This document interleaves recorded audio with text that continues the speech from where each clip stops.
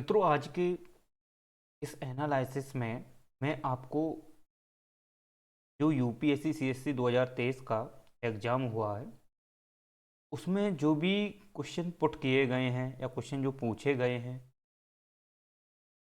वो क्वेश्चन जो हैं, राइट, वो लास्ट के अगर आप कई वर्षों के अगर आप पैटर्न देखोगे तो उस पैटर्न से यूपीएससी इस पैटर्न में काफ़ी भिन्नता देखने को मिलती है। हालांकि जो क्वेश्चन है, क्वेश्चन तो ज़्यादा टफ नहीं है, कुछ क्वेश्चन टफ भी है, लेकिन कुछ क्वेश्चन अगर आप कॉमन सेंस लगाते हो, अगर आपने सही तरीके से पढ़ाई की है, अध्ययन किया है, तो निश्चित तौर पर आप इसको सॉल्व कर सकते हो, राइट।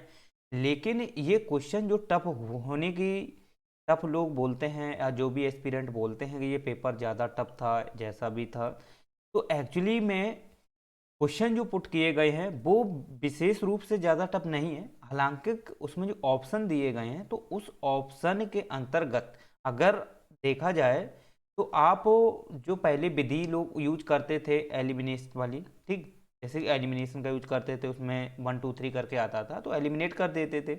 लेकिन अब ये स्थिति इस वाले पैटर्न में नहीं देखने को मिलती है, राइट, क्योंकि इसमें निरंतर आप जानते हो कि जैसे जैसे क्या हो रहा है कि कंपटीशन हाई हो रहा है तो एस्पिरेंट बढ़ भी रहे हैं, तो ऐसी स्थिति में यूपीएससी अपना पैटर्न चेंज इसीलिए करता है ताकि वो ज़्यादा से ज़्यादा इन बच्चों को बाहर निकाले। और यूपीएससी की डिमांड होती रहती है कि वो उन्हीं बच्चों को सिलेक्ट करे जो अपना कुछ कॉमन सेंस भी रखते हों या ज़्यादा से ज़्यादा अपने आप में थिंकिंग या उसकी एक सोच से एक विस्तारवादी जैसी एक सोच होनी चाहिए, एक अच्छा तरीके से हर चीज़ को हैंडल कर ले, राइट। तो यूपीएससी उन बच्चों का चयन करना चाहता है, ओके। तो उसी पे आधारित रखते हुए उसने इस पैटर्न को उसने क्या किया था, सारभूत किया था या इसको बनाया था, राइट।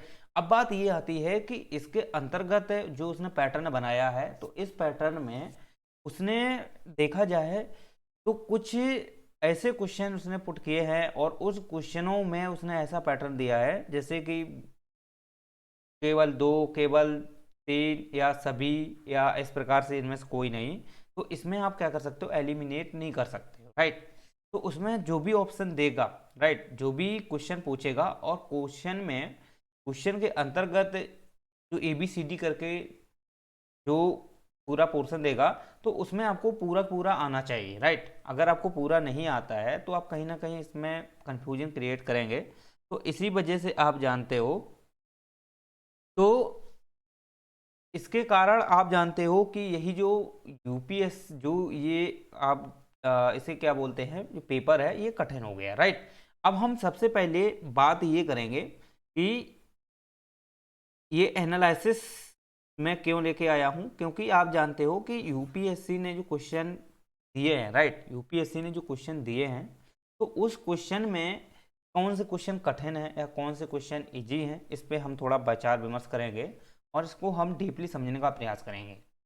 हम ऐसा तो है नहीं कि हम कोई भी अगर क्वेश्चन है तो उस क्वेश्चन में जैसे डायरेक्ट इसमें सही बता दें कि आप ये है, तो ये ऐसा नहीं हम करना चाहते और ये अदर इंस्टीट्यूट वाले लोग करते भी हैं। लेकिन हम ऐसा नहीं करेंगे, हम इसको एक एक करके तोड़ेंगे, इसको ये तोड़ने का प्रयास करेंगे कि ये की पुष्टि जो की जा सकती है कहाँ तक सकारात्मक हो सकती है, राइट। तो इस उद्देश्य से तो हमने ये एनालिसिस लेके आए हैं और इसमें आपको हम डीपली तरीके से बताने का प्रयास करेंगे। तो इसमें हम देखेंगे पहले पॉलिटी और हिस्ट्री के क्वेश्चनों को सॉल्व करने का प्रयास करेंगे। अगर पॉलिटी हिस्ट्री में से भी अगर कुछ छूटते हैं तो नेक्स्ट लेक्चर को कवर कर लेंगे, लेकिन हम लगभग में 4 वीडियो के अंतर्गत हम इसको पूरा कवर कर देंगे, ओके। चलिए, तो सबसे पहले हम देखना चाहेंगे तो यहाँ पे अगर आप देखोगे तो ये हिस्ट्री से संबंधित क्वेश्चन रखे हुए हैं, कुछ ज्योग्राफी से भी, इकोनॉमी से हैं, काफ़ी क्वेश्चन ऐसे हैं जो मिक्सअप कर रखे हैं, ठीक है। तो हम सबसे पहले आप देखेंगे कि ये जो क्वेश्चन है 31 वाला, राइट, ये 31वां जो क्वेश्चन है तो इसमें यह कहा गया है कि सारभूत रूप से विधि की सम्यक प्रक्रिया का अभिप्राय क्या है, यानी कि विधि की सम्यक प्रक्रिया। तो सम्यक का मतलब आप जानते हो एक सही दिशा के रूप को प्रदर्शित करता है और विधि की मतलब एक सही दिशा किस प्रकार से होनी चाहिए। हालांकि इसमें आप जानते हो कि विधि क्या है ये तो आपको पता ही होना चाहिए कि विधि एक प्रकार से हम कह सकते हैं कि एक संवैधानिक कानून की तरह से हम मान सकते हैं कि विधि वही है जो संवैधानिक इस चीज को मान्यता देता है, राइट, इस चीज को मान्यता देता है।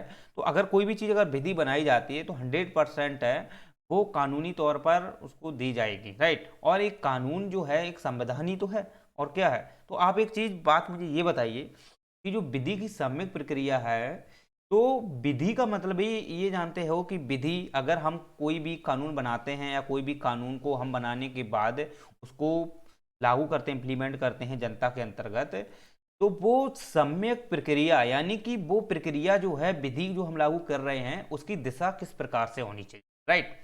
की दिशा किस प्रकार से होनी चाहिए, तो उस उद्देश्य हेतु इसमें स्पष्ट कहा गया है कि विधि की सम्यक प्रक्रिया का अभिप्राय क्या है, राइट। तो इस अभिप्राय में आप जानते हो कि अभिप्राय का मतलब ही पूछा है कि विधि को हम किस सेंस से हम इस चीज को समझ सकते हैं। तो सबसे पहले इसमें ऑप्शन जो दिए गए हैं, जैसे ए बी सी डी करके दिए गए हैं, तो इसमें जैसे नैसर्गिक न्याय का सिद्धांत है।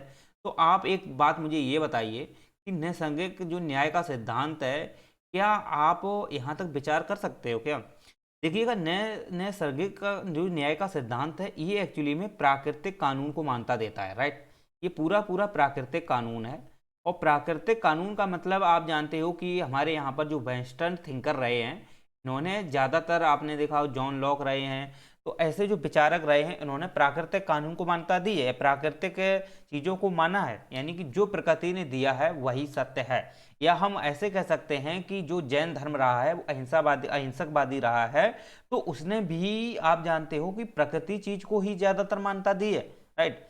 तो इसी प्रकार से आप जानते हो कि अगर हम इस चीज को माने कि जो हमारे देश की जो विधि है या विधि की जो सम्यक प्रक्रिया है, क्या पूर्ण रूप से जो प्रकृति ने बनाई है क्या वो सही है, प्रकृति की बनाई हुई वो प्रक्रिया ठीक है, लेकिन हम अपनी जगह अगर इस चीज को मेंटेन रखते हुए अगर हम इसको समझने का प्रयास करें कि हमारे देश की जो विधि है या देश में जो हम लोग लागू कर रहे हैं, क्या हम वो प्राकृतिक कानून के तहत लागू कर रहे हैं क्या हम उस प्रकृति के तहत लागू कर रहे हैं क्या, ठीक है।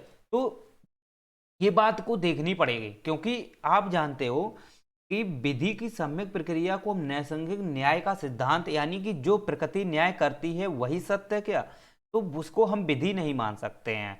हाँ, अपनी जगह पर प्रकृति ठीक है, अपनी जगह पर प्रकृति जिस हिसाब से कार्य करती है, विधि जिस प्रकार से वो है, तो वो एक अलग है, राइट। लेकिन हम जानते हैं कि हम मानव जीवन है, और मानव जीवन के अंतर्गत आप जानते हो एक समाज होता है, और समाज के अंतर्गत अगर कोई भी प्रभाव पड़ते हैं या कोई भी चीज़ें ऐसी आती हैं जो अतिक्रमण वाली होती हैं, तो उसको हम अगर सॉर्ट आउट नहीं करेंगे तो हम उसको प्रकृति में डाल देंगे, तो ये प्रकृति से हम इस चीज़ को कैसे मैनेज कर पाएंगे कि हाँ कि प्रकृति ही सब कुछ है। प्रकृति अपनी जगह सही है, लेकिन हम मानवीय जीवन की क्रियाकलापों को देख करके हमें इस चीज़ को देखना पड़ता है, तो उसके लिए हम क्या करते हैं, एक विधि की सही दिशा को निर्धारित करते हैं, राइट।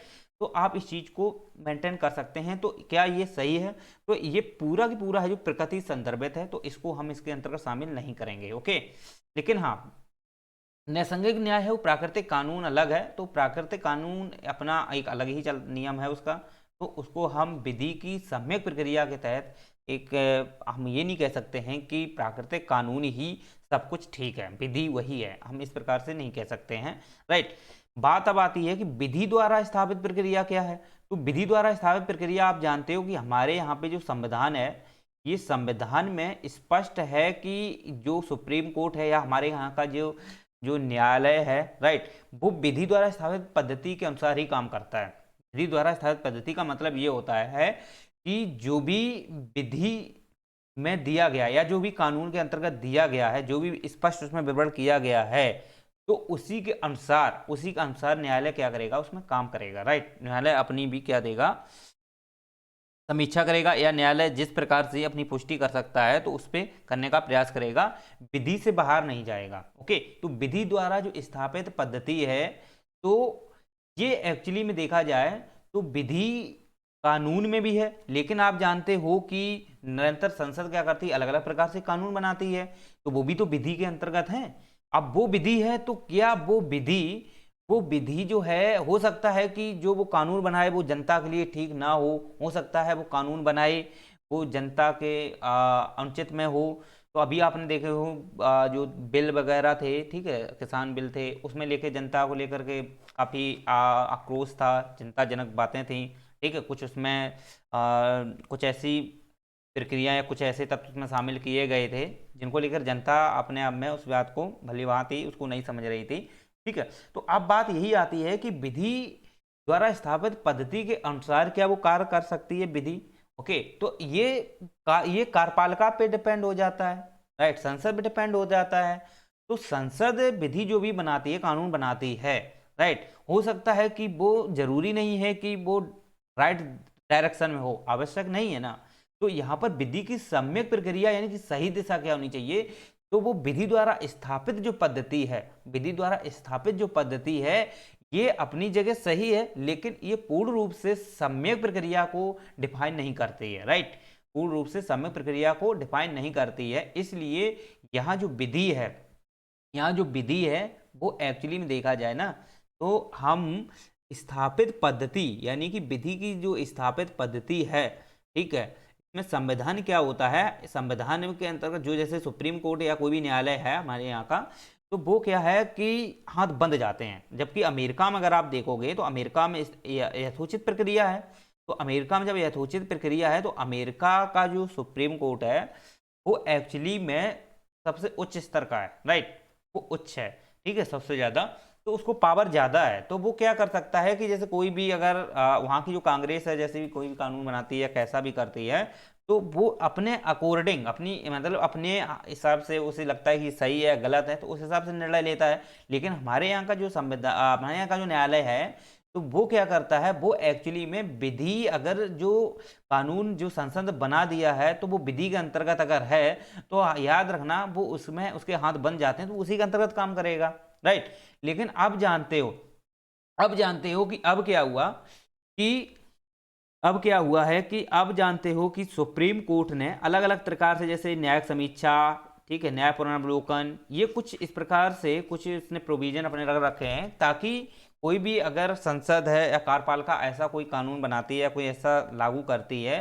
जो जनता के हित में नहीं है तो वो इस प्रकार के उस पर न्याय समीक्षा कर सकता है, राइट, न्याय पुनर्वलोकन कर सकता है। तो इस प्रकार से आप जानते हो कि अब विधि की सम्यक जो प्रक्रिया है, अगर हमें इसको पूर्ण रूप से अगर सही दिशा को अगर हम मानते हैं तो विधि द्वारा स्थापित पद्धति में तो नहीं आएगा। क्यों? क्योंकि आप जानते हो कोई भी संसद अगर कानून आती है तो वो जनता के हित में हो ये जरूरी नहीं है, क्योंकि आपको पता होना चाहिए कि जो कानून बनता है, राइट, जैसे आप जानते हो जैसे कोई भी संसद कानून बनाती है तो संसद अपने कानून के प्रति खुद ही जिम्मेदार नहीं होती है, राइट, वो अपने कानून के प्रति खुद ही वो जिम्मेदार नहीं होती है। तो इस वजह से आप जानते हो तो वो इस चीज को कैसे मान सकती है कि हमारे द्वारा जो कानून बनाया गया है कि वो बिल्कुल जायज ही है, वो विधि की सम्यक दिशा में ही है। ये राइट डायरेक्शन नहीं कह सकते हो, ये डिपेंड करता है सामने वालों पे जो लोग उस चीज जिसमें आप लागू करना चाहते हो, राइट। तो इस प्रकार से आपको पता होना चाहिए कि विधि द्वारा पद्धति में इसको नहीं रख सकते हैं।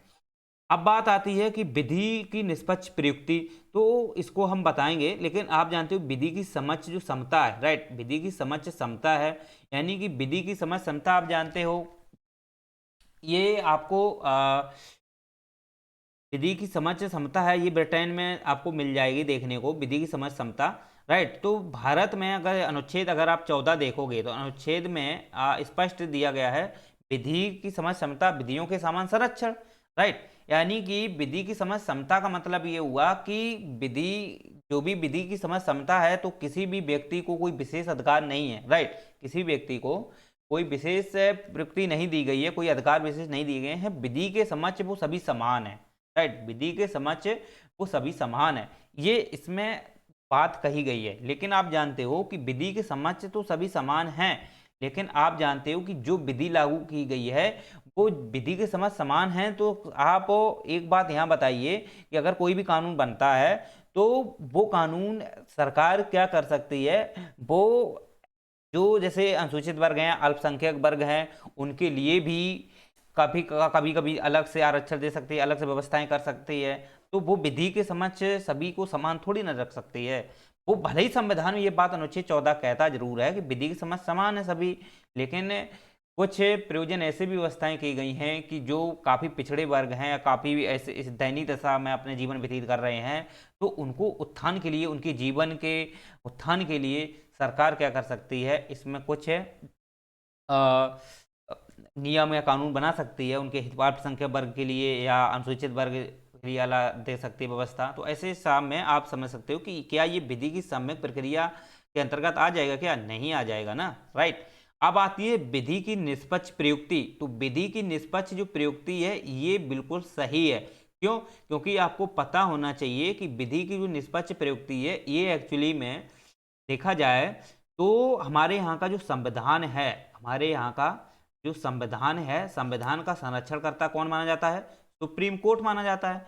तो सुप्रीम कोर्ट, आप देखोगे तो कोई भी विधि अगर बनाई जाती है, कोई भी विधि बनाई जाती है तो वो विधि जो है एक्चुअली में अगर तो जब उसको कानून बनता है तो अब उस पर कौन करता है फिर अंत में? आप जानते हो सुप्रीम कोर्ट होता है। तो सुप्रीम कोर्ट अगर आप देखोगे तो सुप्रीम कोर्ट उसकी जब जांच पड़ताल करता है, उसकी जानकारी करता है, अगर वो उस पर क्या कर सकता है? वो न्यायिक समीक्षा भी कर सकता है और न्यायिक पुनर्वलोकन भी कर सकता है और रद्द भी कर सकता है, ठीक है।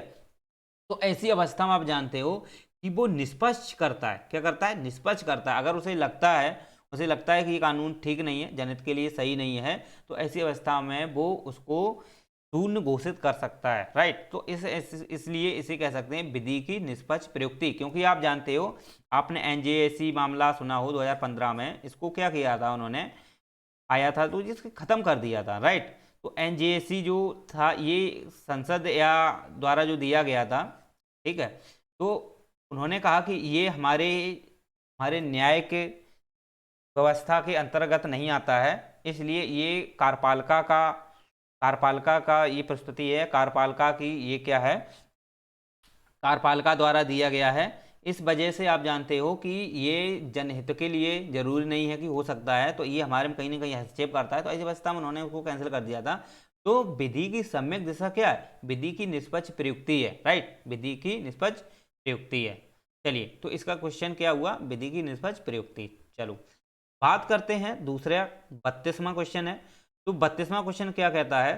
दैनंदिन जेल प्रशासन, यानी कि दैनंदिन का मतलब आप जानते हो कि दोनों दिन जो जेल प्रशासन होता है, तो जेल प्रशासन का अनुरक्षण है राज्य सरकार अपने नियमों और विनियमों से करती है। तो बिल्कुल है, क्योंकि आप जानते हो पुलिस प्रशासन जो है, या हम कह सकते हैं कि जो लाइन और ऑर्डर होता है वो किसका विषय होता है?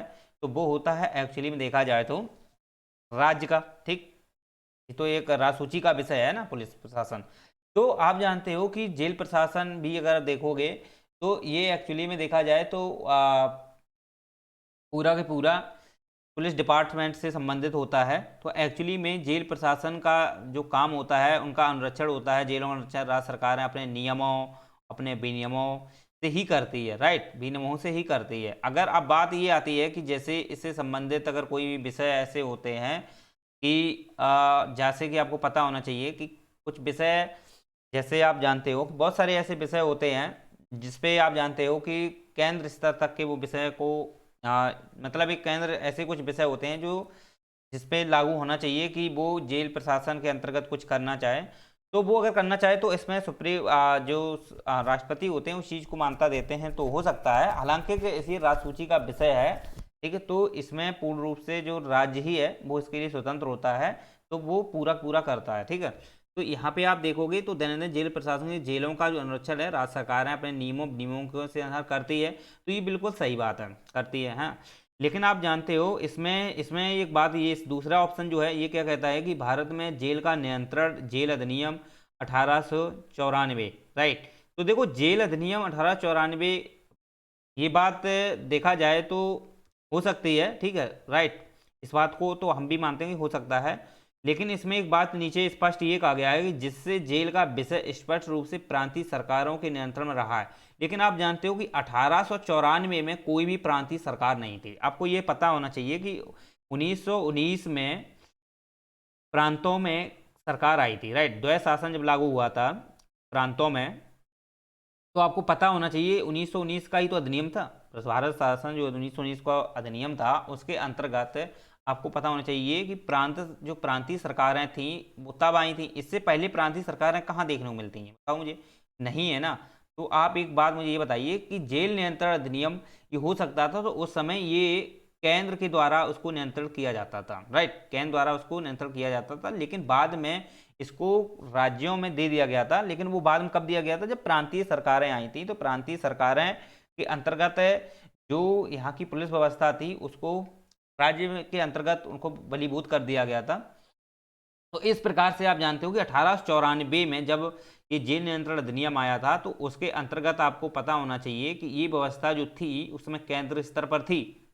ब्रिटेन के जब यहाँ की जब ब्रिटेन का जब शासन था तो ब्रिटेन के अंतर्गत ही ये व्यवस्थाएं जो थी वो केंद्र स्तर पे थी। लेकिन बाद में क्या हुआ कि जब 1919 का अधिनियम आया तो इसको 1919 में स्थानांतरण कर दिया गया। तो उस समय आप जानते हो कि प्रांतीय सरकारें 1919 में आई, लेकिन 1894 में कोई ऐसी प्रांतीय सरकार नहीं थी, इसलिए ये वाला गलत है पूर्ण रूप से। लेकिन यहाँ तक तो ठीक है, मान लेते हैं, लेकिन यहाँ से जो प्रांतीय सरकारें आ जाती हैं तो ये गलत हो जाएगा। इसमें अगर केंद्र का अगर बात होती केंद्र की तो हम इस चीज़ को सही मान लेते हैं। ठीक है, चलिए। वैसे आपको पता होना चाहिए कि 1857 की क्रांति होने के बाद में एक 1893 में एक जो एक्ट आया था, ठीक है, तो इसके अंतर्गत व्यवस्थाएं की गई थी, जेल प्रशासन सुधार से संबंधित कुछ प्रयास किए गए थे। ओके, तो ये दिमाग में आप क्लियर कट बैठा लो। लेकिन यहाँ पे प्रांतीय सरकार जैसी कोई व्यवस्था नहीं है, केंद्र सरकार की थी तो हम इसको सही मान सकते थे, इसलिए ये वाला ऑप्शन सही है। ये तीनों गलत हैं, एक से पहला सही है किंतु दूसरा गलत है। चलो,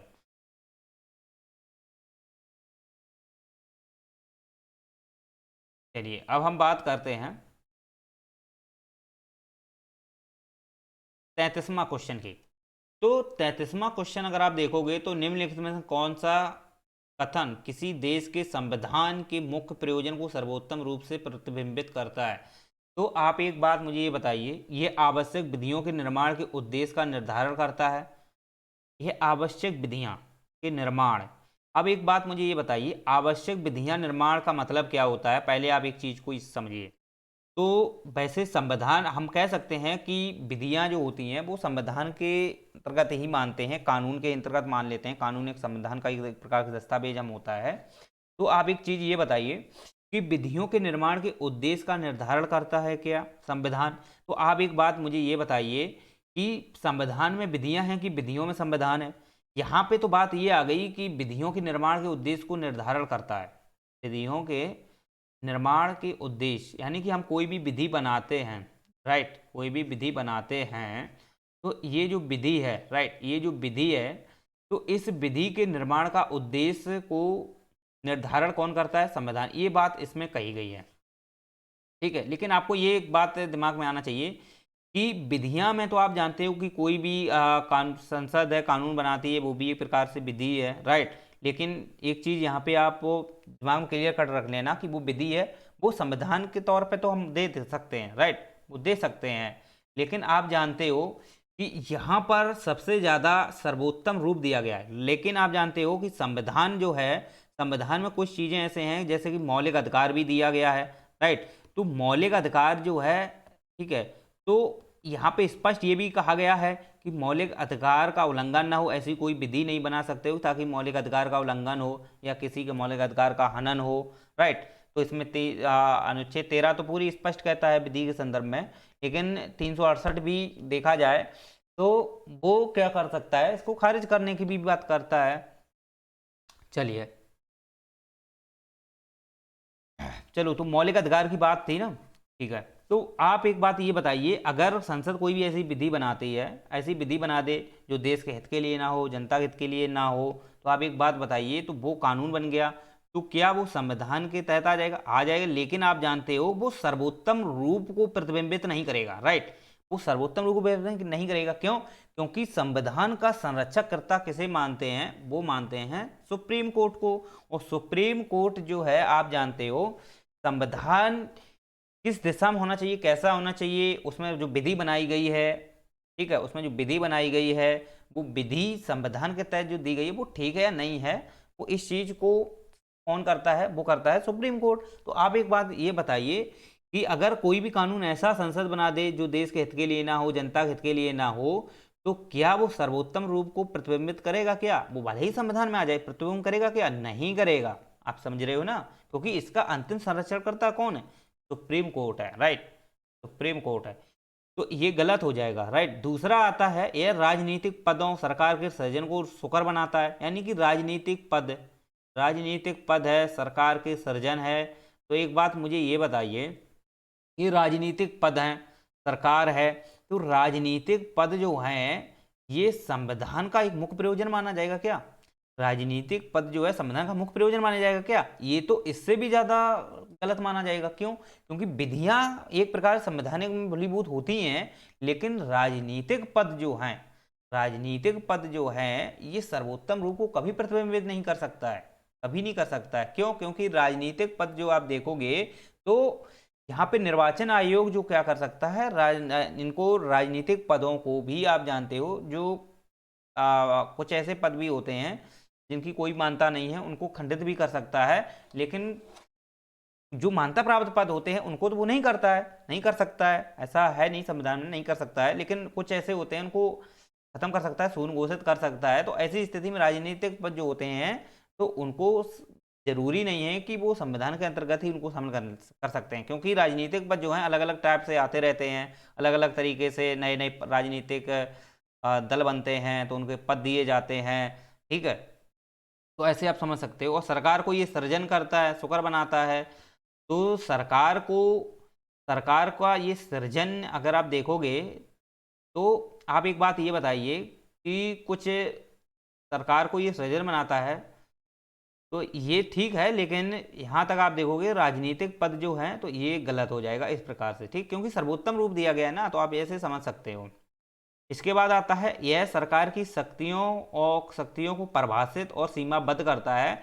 ये बिल्कुल सही है। क्यों सही है? तो आप एक चीज ये बताइए, सरकार की जो शक्तियां हैं आप जानते हो, चाहे सुप्रीम कोर्ट की शक्तियां हों, चाहे केंद्र सरकार के अंतर्गत में आप जानते हो प्रधानमंत्री की हो या राष्ट्रपति की हो या संसद की हो, उनको परिभाषित किया गया है।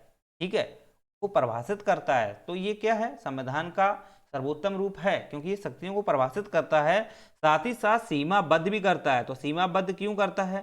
क्योंकि आप जानते हो कि सीमाबद्ध वो इसलिए करता है कि हमारे यहाँ पे जो संसद होती है संसद होती है तो संसद क्या कर सकती है, जैसे निंदा प्रस्ताव के माध्यम से या अविश्वास प्रस्ताव के माध्यम से, ओके, या आप जानते हो प्रश्न पूछे जाते हैं, राइट, तो मंत्रियों से प्रश्न पूछे जाते हैं तो वो सरकार से क्या करता है, वो सीमाबद्ध करता है उसको। ठीक है, क्या करता है? सीमाबद्ध करता है। क्योंकि आप जानते हो कि ऐसा कोई भी सरकार की जो शक्तियां हैं वो शक्तियां को इस प्रकार से कोई भी लागू ना किया जाए जो जन के हित में ना हो या किसी के हित में ना हो। तो ऐसी स्थिति में आप जानते हो सुप्रीम कोर्ट भी निर्णय लेता है। ओके, दूसरी बात है सरकार की शक्तियों को परिभाषित करने का, तो परिभाषित तो सभी हैं, ठीक है। और सीमाबद्ध की बात है तो सीमाबद्ध में आप जानते हो कि सीमाबद्ध तो वो करता है, क्योंकि स्पष्ट बात है कि अगर कोई भी कानून बनता है या कोई भी सरकार उस चीज़ को शक्तियां जो दी गई हैं तो वो शक्तियां जो हैं एक सीमा के अंतर्गत हैं। ऐसा कोई भी शक्ति नहीं है कि बिना सीमा के ही आप अपनी शक्तियों का प्रयोग कर सकते हो, ठीक है।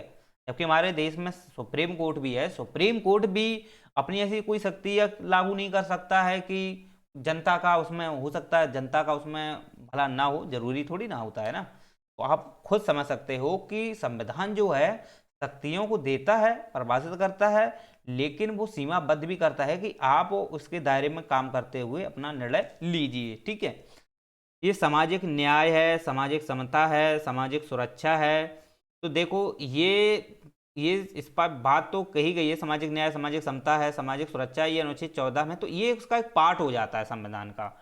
ये संविधान का मुख्य प्रयोजन नहीं है, संविधान का सर्वोत्तम रूप नहीं है, ठीक है। ये उसका एक पार्ट बन जाता है। तो ये वाला हम कह सकते हैं कि इसमें ठीक तो है, लेकिन आप जानते हो इसकी तुलना में नहीं है, क्योंकि ये हमारे देश का मुख्य चीज मानी जाती है शक्तियों को परिभाषित करना, उनको सीमाबद्ध करना। जबकि इसमें स्पष्ट है सामाजिक न्याय, सामाजिक समता है, सामाजिक सुरक्षा है। तो ये एक्चुअली में देखा जाए ना तो उसका एक पार्ट बन जाता है, राइट। तो इस प्रकार से इसको हम नहीं लेंगे।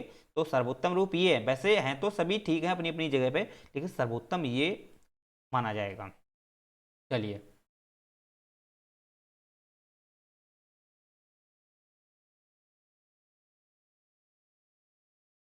चलो, एक मिनट।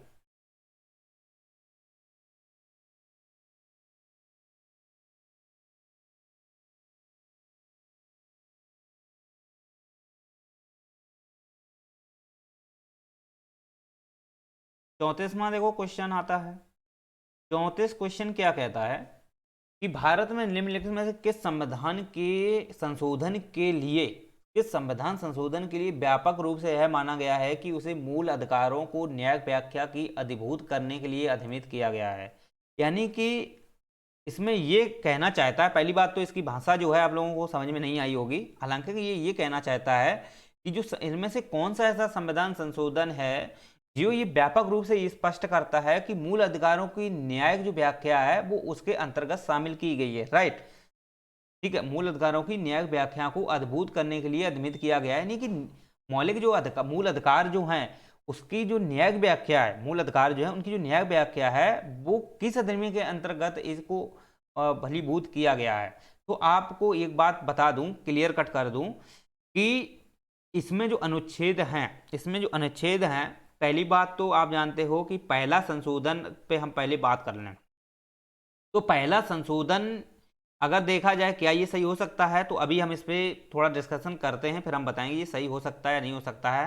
क्योंकि इसमें दो दिए गए हैं, एक पहला दिया गया है, एक 42वां दिया गया है, तो ये डाउटफुल हैं। राइट, ये डाउटफुल हैं। चलो, तो अब बात ये आती है कि न्यायिक व्याख्या जो है, न्यायिक व्याख्या जो है इसके अंतर्गत अगर आप देखोगे, न्यायिक व्याख्या जो है इसमें अगर आप देखोगे तो पहला संशोधन जब हुआ था तो पहला संशोधन आप जानते हो किस लिए किया गया था। पहला संशोधन आप जानते हो कि हमारे यहाँ पे आप जानते हो क्या होता कि जो भूमियाँ होती थी, तो भूमिया में जैसे जमींदारी सुधार करने के लिए या अलग अलग उसमें जो परियोजनाएं लागी थी, सिंचाई को लेकर के व्यवस्थाएं थी, उनको लागू करने के लिए सही तरीके से, तो पहला संविधान संशोधन आया था। तो संविधान संशोधन का मतलब यहाँ पे ये था इसमें कि जो जानते हो आपकी जो संपदा का अधिकार था, संपत्ति का जो अधिकार था, पहले संपत्ति का अधिकार कैसा था, पहले के जो अनुच्छेद 19 में जो दिया गया था कि संपदा का जो अधिकार था उस वो एक व्यक्तिगत अधिकार था। राइट, संपदा का जो अधिकार था वो पहले व्यक्तिगत अधिकार था। राइट, तो इसमें क्या करता थी, सरकार हस्तक्षेप नहीं कर सकती थी। ओके, सरकार हस्तक्षेप नहीं कर सकती थी। तो ऐसी स्थिति में पहला संविधान संशोधन आया, उसने क्या काम किया कि जिनके पास जमीनें थी तो उसमें हस्तक्षेप करना प्रारंभ किया। राइट, प्रारंभ किया, तो उसमें क्या किया कि अनुच्छेद आप जानते हो 31 में ये स्पष्ट विवरण किया गया है। दो पोर्शन आते हैं 31 का खा में, तो उसमें अगर आप देखना चाहें तो उसमें ये बात कही गई है कि 31A में या 31 का में बोल सकते हैं कि सरकार क्या कर सकती है, सरकार क्या कर सकती है जनहित के लिए या अलग जो जिनके पास मान लो संपत्ति कम है या किस प्रकार से है, तो उनके हित के लिए सरकार क्या कर सकती है, संपत्ति का अधिग्रहण कर सकती है। राइट, सरकार क्या कर सकती है, संपत्ति का अधिग्रहण कर सकती है और उसको विनियमित भी कर सकती है। ओके, तो इसलिए आप जानते हो कि यहाँ पर अगर आप देखोगे तो ये न्यायिक व्याख्या, तो न्यायिक व्याख्या का मतलब यहाँ पर आप ऐसे नहीं ले सकते हो कि संपत्ति का अधिकार आप अगर छीन लिया गया है, ठीक है, संपत्ति का अधिकार अगर मान लो छीन लिया गया है तो वो न्यायिक व्याख्या नहीं है। न्यायिक व्याख्या तो है। न्यायिक व्याख्या क्यों, क्योंकि जिनके पास संपत्ति नहीं है, जिनके पास मान लो ऐसा है कि सरकार जिनके पास ज़्यादा ज़मीनें हैं, ठीक है, तो अब सरकार क्या कहना चाहती है कि लोगों के हितों के लिए वहाँ से अलग अलग प्रकार की व्यवस्थाएं करना चाहती है, या वहाँ पे कुछ ऐसे उद्योग स्थापित करना चाहती है, या वहाँ पे कुछ बांध बनाना चाहती है। तो ऐसी स्थिति में अलग लोगों का भी तो हित है उसमें। तो न्यायिक व्याख्या यहाँ भी देखने को मिलती है। एक तरफ तो न्यायिक व्याख्या लोगों को जो संपत्ति का अधिकार है वो छीना जा रहा है, तो वो वहाँ पे नहीं देखने को मिल रही है, लेकिन दूसरी जगह तो इसका एक सकारात्मक पक्ष भी तो आप देखिए, तो उसमें अंतर्गत आप जानते हो बांध बनाना सिंचाई के लिए, कृषि के लिए है, तो वो भी आप जानते हो सरकार ने किस लिए किया, जनहित के लिए तो किया है। तो न्याय व्याख्या की अधिभूत करने के लिए अधिनियमित किया गया था। लेकिन आप जानते हो कि इसमें हम इसको अभी इस चीज को नहीं मानेंगे। क्यों, क्योंकि आपको पता होना चाहिए कि 42वां जो संविधान संशोधन रहा है इसमें भी आप जानते हो कि मूल ढांचे की बात की गई है। राइट, मूल ढांचा की जो बात की गई है, जैसे आप जानते हो कि जब 1973 का जो केशवानंद भारती मामला आया था उसने स्पष्ट मूल ढांचे की बात कही थी कि ऐसा कोई भी मौलिक अधिकार के अंतर्गत आप जानते हो कि हाँ, मौलिक अधिकार में आप क्या कर सकते हो, संशोधन तो कर सकते हो, लेकिन जो मूल ढांचे के अंतर्गत आते हैं उनको आप नहीं कर सकते। मूल ढांचा मतलब मूल ढांचा को एक किसी कानून के अंतर्गत मान्यता स्पष्ट नहीं दी गई है, हालांकि आप जानते हो इसको अलग अलग तरीके से उसको हम ऐड करते रहते हैं। ओके, तो इस प्रकार से आप कंडीशन इसमें देख सकते हो कि जो पहला संशोधन है इसको हम मान सकते हैं, क्योंकि आप जानते हो कि नौवीं अनुसूची जो आई थी, राइट, नौवीं अनुसूची जो आई थी इसके अंतर्गत जो कानून था, जो भी कानून जैसे संसद बना के डालती है तो उस पर आप क्या कर सकते थे कि सुप्रीम कोर्ट या कोई कानून है वो उस पर क्या कर सकता, न्यायिक समीक्षा नहीं कर सकता है, लेकिन 1973 के पहले वालों पे नहीं कर सकता है, लेकिन अब तो कर सकता है ना, अब तो कर सकता है। तो आप एक बात मुझे ये बताइए, तो ये 42वां में ये बात स्पष्ट हो जाती है आकर के, लेकिन पहला संशोधन में ये आ जाता है कि जो नवीन सूची के अंतर्गत है तो वो कानून के अंतर्गत न्यायिक समीक्षा, इसमें न्यायिक समीक्षा नहीं कर सकते हो। इसका मतलब है कि हम जनहित, संसद क्या कर सकती है, जनहित के लिए वो अलग अलग न्यायिक व्याख्या करने, न्याय को व्यवस्था बनाए के रखने के लिए वो क्या कर सकती है, संपत्ति का अधिग्रहण कर सकती है या कोई कानून ऐसी बना सकती है जो जनहित के लिए हो सकता है।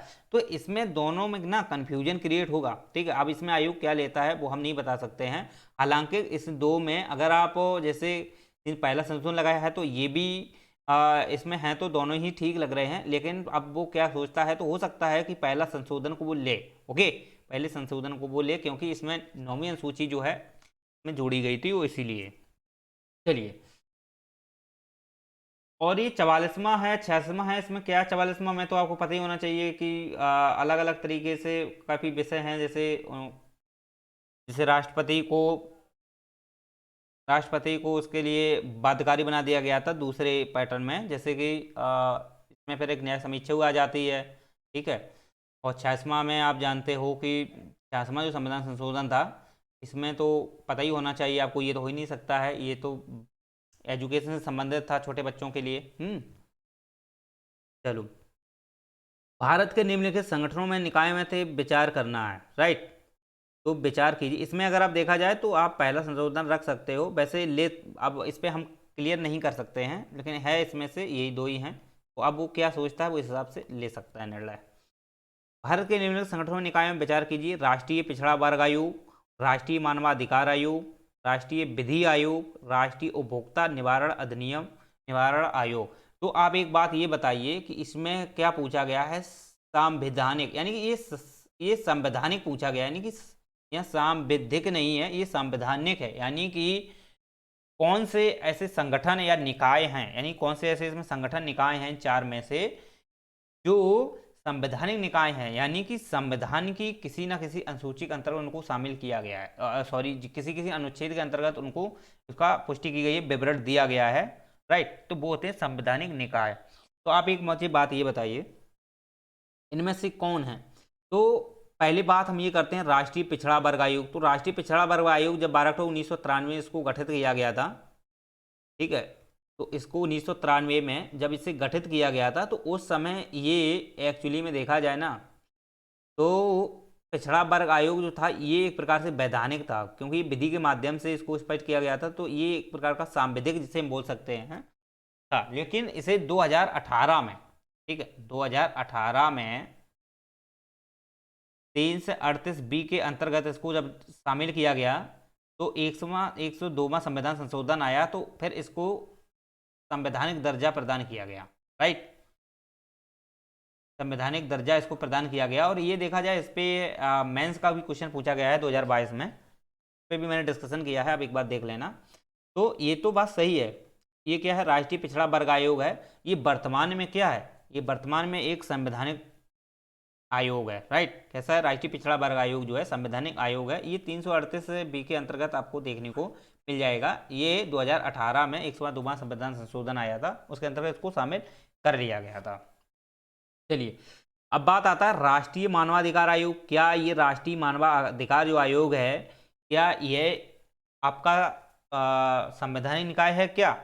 नहीं, क्यों? ये भी 1993 में आया था एक्चुअली में, लेकिन ये राष्ट्रीय मानवाधिकार आयोग जो है ये एक्चुअली में देखा जाए एक वैधानिक आयोग है, राइट, कैसा है, वैधानिक है, यानी कि वैधानिक आयोग है, ठीक है, तो इसको हम शामिल नहीं कर सकते हैं। इसके बाद आता है राष्ट्रीय विधि आयोग। तो राष्ट्रीय विधि आयोग भी एक देखा जाए तो ये प्रशासनिक है ना, ये गैर संवैधानिक है, इसका मतलब ये प्रशासनिक है। तो प्रशासनिक ठीक है, ये प्रशासनिक है, ये कोई भी संवैधानिक नहीं है, ये एक प्रशासनिक है, तो इसको हम शामिल नहीं करेंगे। राष्ट्रीय उपभोक्ता निवारण अधिनियम, जो निवारण, ये एक्चुअली में देखा जाए तो 1986 का जो एक्ट था, राष्ट्रीय उपभोक्ता निवारण अधिनियम, उसके तहत इसको गठित किया गया था 1988 में, राइट।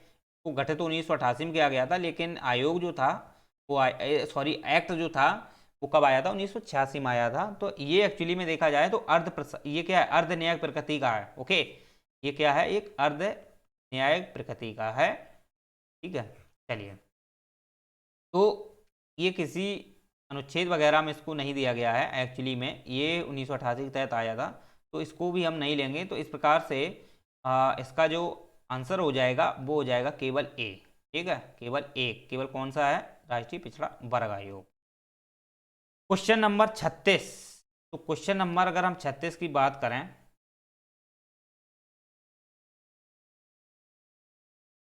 ठीक है, क्वेश्चन नंबर जो 36 है, ये क्या कहता है, यदि भारत के राष्ट्रपति का निर्वाचन भारत के उच्चतम न्यायालय द्वारा अगर शून्य घोषित कर दिया जाता है, ये तो बात सही है, शून्य घोषित तो कर सकता है, ऐसी बात नहीं है, निर्वाचन जो है भारत का उच्चतम न्यायालय वो शून्य घोषित कर सकता है, लेकिन निर्वाचन तभी करता है जब वो सलाह ले लेता है, किससे, राष्ट्रीय निर्वाचन से, ठीक है, निर्वाचन आयोग से सलाह ले लेता है, फिर उसको क्या कर सकता है, ये शून्य घोषित कर सकता है, ठीक है। ये भी इसकी विवेक शक्ति नहीं है, एक्चुअली में ये उससे सलाह लेता है तभी घोषित करता है।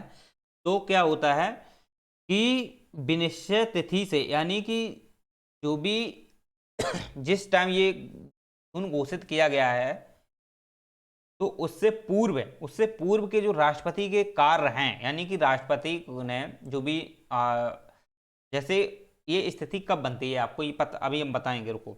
विनिश्चय तिथि से पूर्व राष्ट्रपति के पद के कर्तव्यों का जो निष्पादन है वो राष्ट्रपति द्वारा किए गए सभी कृत अविधान हो जाते हैं।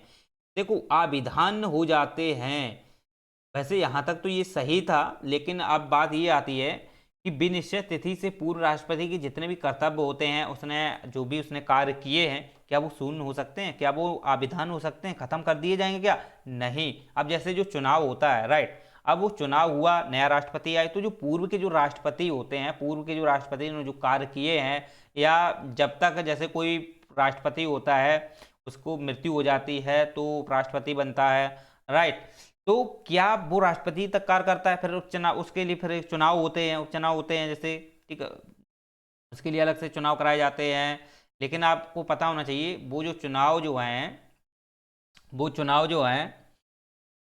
वो तब होंगे, ऐसा तो है नहीं कि जैसे आप जानते हो कि 6 महीने के अंदर अंदर चुनाव कराने हो जाते हैं। तो उसी स्थिति में जो इसने काम किया है, जो राष्ट्रपति बने थे उसने जो काम किए हैं, तो ऐसी स्थिति में क्या उसके द्वारा जो कार्य किए गए हैं वो अविधान हो जाते हैं क्या, नहीं होते हैं, ये बात याद रखना, इसलिए ये गलत हो जाएगा। क्योंकि उच्चतम न्यायालय शून्य तो घोषित कर सकता है, न्यायालय द्वारा राष्ट्रपति का निर्वाचन शून्य घोषित कर सकता है अगर उसको लगता है कि उसका जो निर्वाचन है गलत है, ठीक नहीं है, वो न्यायिक पुष्टि के तहत नहीं है, ठीक नहीं लगता है उसे, तो वो क्या कर सकता है, शून्य घोषित कर सकता है। लेकिन उसके तिथि से पहले के जो उसके कार्य रहे हैं, राइट, द्वारा उसने अपना द्वारा वो निर्वाचन लड़ा है, ठीक है, उससे पहले उसके जो कार्य रहे हैं, तो क्या वो कार्य खत्म कर दिए जाएंगे, क्या नहीं किए जाएंगे। ओके, तो ये दिमाग में क्लियर कट कर लेना।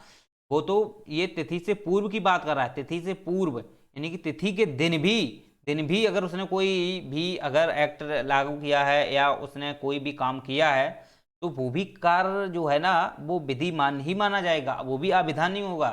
ठीक, ये तो पूर्व की बात कर रहा है, हम उसी दिन की बात कर रहे हैं जिस दिन में ये शून्य घोषित करता है, ठीक है। चलिए, तो ये अविधान है, तो अविधान का मतलब है ये गलत हो जाएगा, अविधान नहीं कर सकता है। भारत के राष्ट्रपति पद के लिए निर्वाचन इस आधार पर मुलतवी किया जा सकता है कि कुछ विधानसभाएं विघटित हो गई हैं और उनके निर्वाचन अभी होने शेष हैं। ये भी गलत है, क्यों, आप एक बात मुझे ये बताइए कि जब राष्ट्रपति का जब निर्वाचन होता है तो उसका एक निर्वाचक मंडल होता है, तो उसमें विधानसभा के जो सदस्य होते हैं वो भाग लेते हैं, ठीक है, संसद के भाग लेते हैं, विधानसभा के लेते हैं। तो आप एक बात ये बताइए, इसमें सदस्य तो भाग लेते हैं, तो एक बात यहाँ पे ये बताइए कि विधानसभाएं तो विघटित होती रहती हैं, तो जब विधानसभाएं विघटित होती रहती हैं तो ऐसा तो है नहीं कि एक समय में विधानसभाएं सब विघटित हो गई, एक समय में सबके चुनाव हो गए, ऐसा तो है नहीं। इनका तो कोई क्रम ही नहीं है, वो तो कभी भी इनके जब भी विधानसभा के जो चुनाव हैं तो वहाँ पर जैसे आप जानते हो जब भी इनका कार्यकाल हो जाता है विधानसभा का, तो ऐसी स्थिति में वो विघटित होती रहती है अपने अकॉर्डिंग। ओके, तो क्या ऐसी स्थिति में राष्ट्रपति का जो निर्वाचन है वो रोक दिया जाएगा? क्या नहीं रोका जाता है, कि नहीं रोका जाता है। तो आप एक बात ये बताइए, वो यही तो कह रहा है कि भारत के राष्ट्रपति के लिए निर्वाचन इस आधार पर मुलतवी किया जा सकता है। किस आधार पर? कि कुछ विधानसभाएं विघटित हो गई हैं तो अब निर्वाचन होने अभी शेष हैं। तो मतलब जो विघटित हो गई हैं तो निर्वाचन नहीं होगा, जब तक वो विधानसभाएं वापस आ जाएंगी तब निर्वाचन होगा। तो ऐसा ये तो कभी हो ही नहीं सकता, फिर तो राष्ट्रपति का आप कभी चुनाव नहीं करा सकते ना, कभी निर्वाचन नहीं हो सकता है। तो इस प्रकार से आप जानते हो कि ये भी गलत हो जाएगा। अब बात ये आती है कि कोई विधेयक भारत के राष्ट्रपति को प्रस्तुत किए जाने पर संविधान द्वारा विहित की गई समय सीमा के अंदर राष्ट्रपति अपनी अनुमति देनी होती है। एक बात मुझे ये बताइए, आपको मैंने वीटो शक्तियां पढ़ाई थी, ओके, आपने वीटो शक्तियां पढ़ी होंगी। तो वीटो शक्तियां में निलंबनकारी वीटो हुआ, ठीक है, इस प्रकार से पॉकेट वीटो हुए, तो इस प्रकार से मैंने कई सारी वीटो शक्तियां पढ़ाई थी। तो एक बात ये बताइए, तो उसमें उसमें क्या है कि पॉकेट वीटो अगर आप देखोगे तो जेबी वीटो पावर से बोलते हैं। तो पॉकेट वीटो जो एक्चुअली में देखा जाए तो पॉकेट वीटो के अंतर्गत कोई भी समय सीमा नहीं है। ओके, पॉकेट वीटो में ऐसी कोई समय सीमा नहीं है, चाहे वो संसद द्वारा कोई भी ऐसा कानून है जिसे पॉकेट वीटो वो लागू करे, या आप जानते हो कोई राज्य का कोई कानून है, ठीक है, जो राष्ट्रपति के लिए गया है राज्यपाल द्वारा। तो ऐसा आप खुद क्लियर कट कर सकते हो कि पॉकेट वीटो, जैसे आपने जाना होगा जो केरल बिल विवाद रहा है तो उस पर पॉकेट वीटो लागू किया गया है। पेप्सो, जैसे पंजाब में भी एक पेप्सो शायद एक अधिनियम था, उस पर भी शायद लागू किया गया था। तो इस प्रकार से आप जानते हो कि जो भी पॉकेट वीटो के अंतर्गत अगर राष्ट्रपति पॉकेट वीटो लागू करते हैं तो जो भी उनके पास कानून गया है तो वो एकदम जेब में रख लेते हैं। तो इसका मतलब उसमें कोई विचार विमर्श नहीं किया जाता है, वो लंबे समय तक बाद वो खत्म हो जाता है। ओके, इस प्रकार से आप जानते हो। तो यहाँ पर ये बात कही गई है कि कोई विधेयक भारत के राष्ट्रपति को प्रस्तुत किया गया है तो संविधान द्वारा विहित की गई समय सीमा के अंदर, तो संविधान द्वारा कोई भी ऐसी समय सीमा निर्धारित नहीं की गई है, आप खुद इस चीज को देख सकते हो।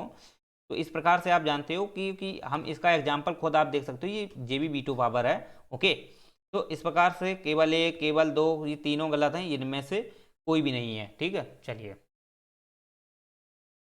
तो 36 हो गया।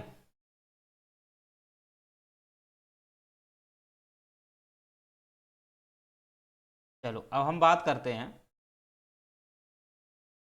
क्वेश्चन नंबर 37 के। क्वेश्चन नंबर जो 37 है, भारतीय संसद में वित्त विधेयक और धन विधेयक के संदर्भ में निम्नलिखित कथनों पर विचार कीजिए।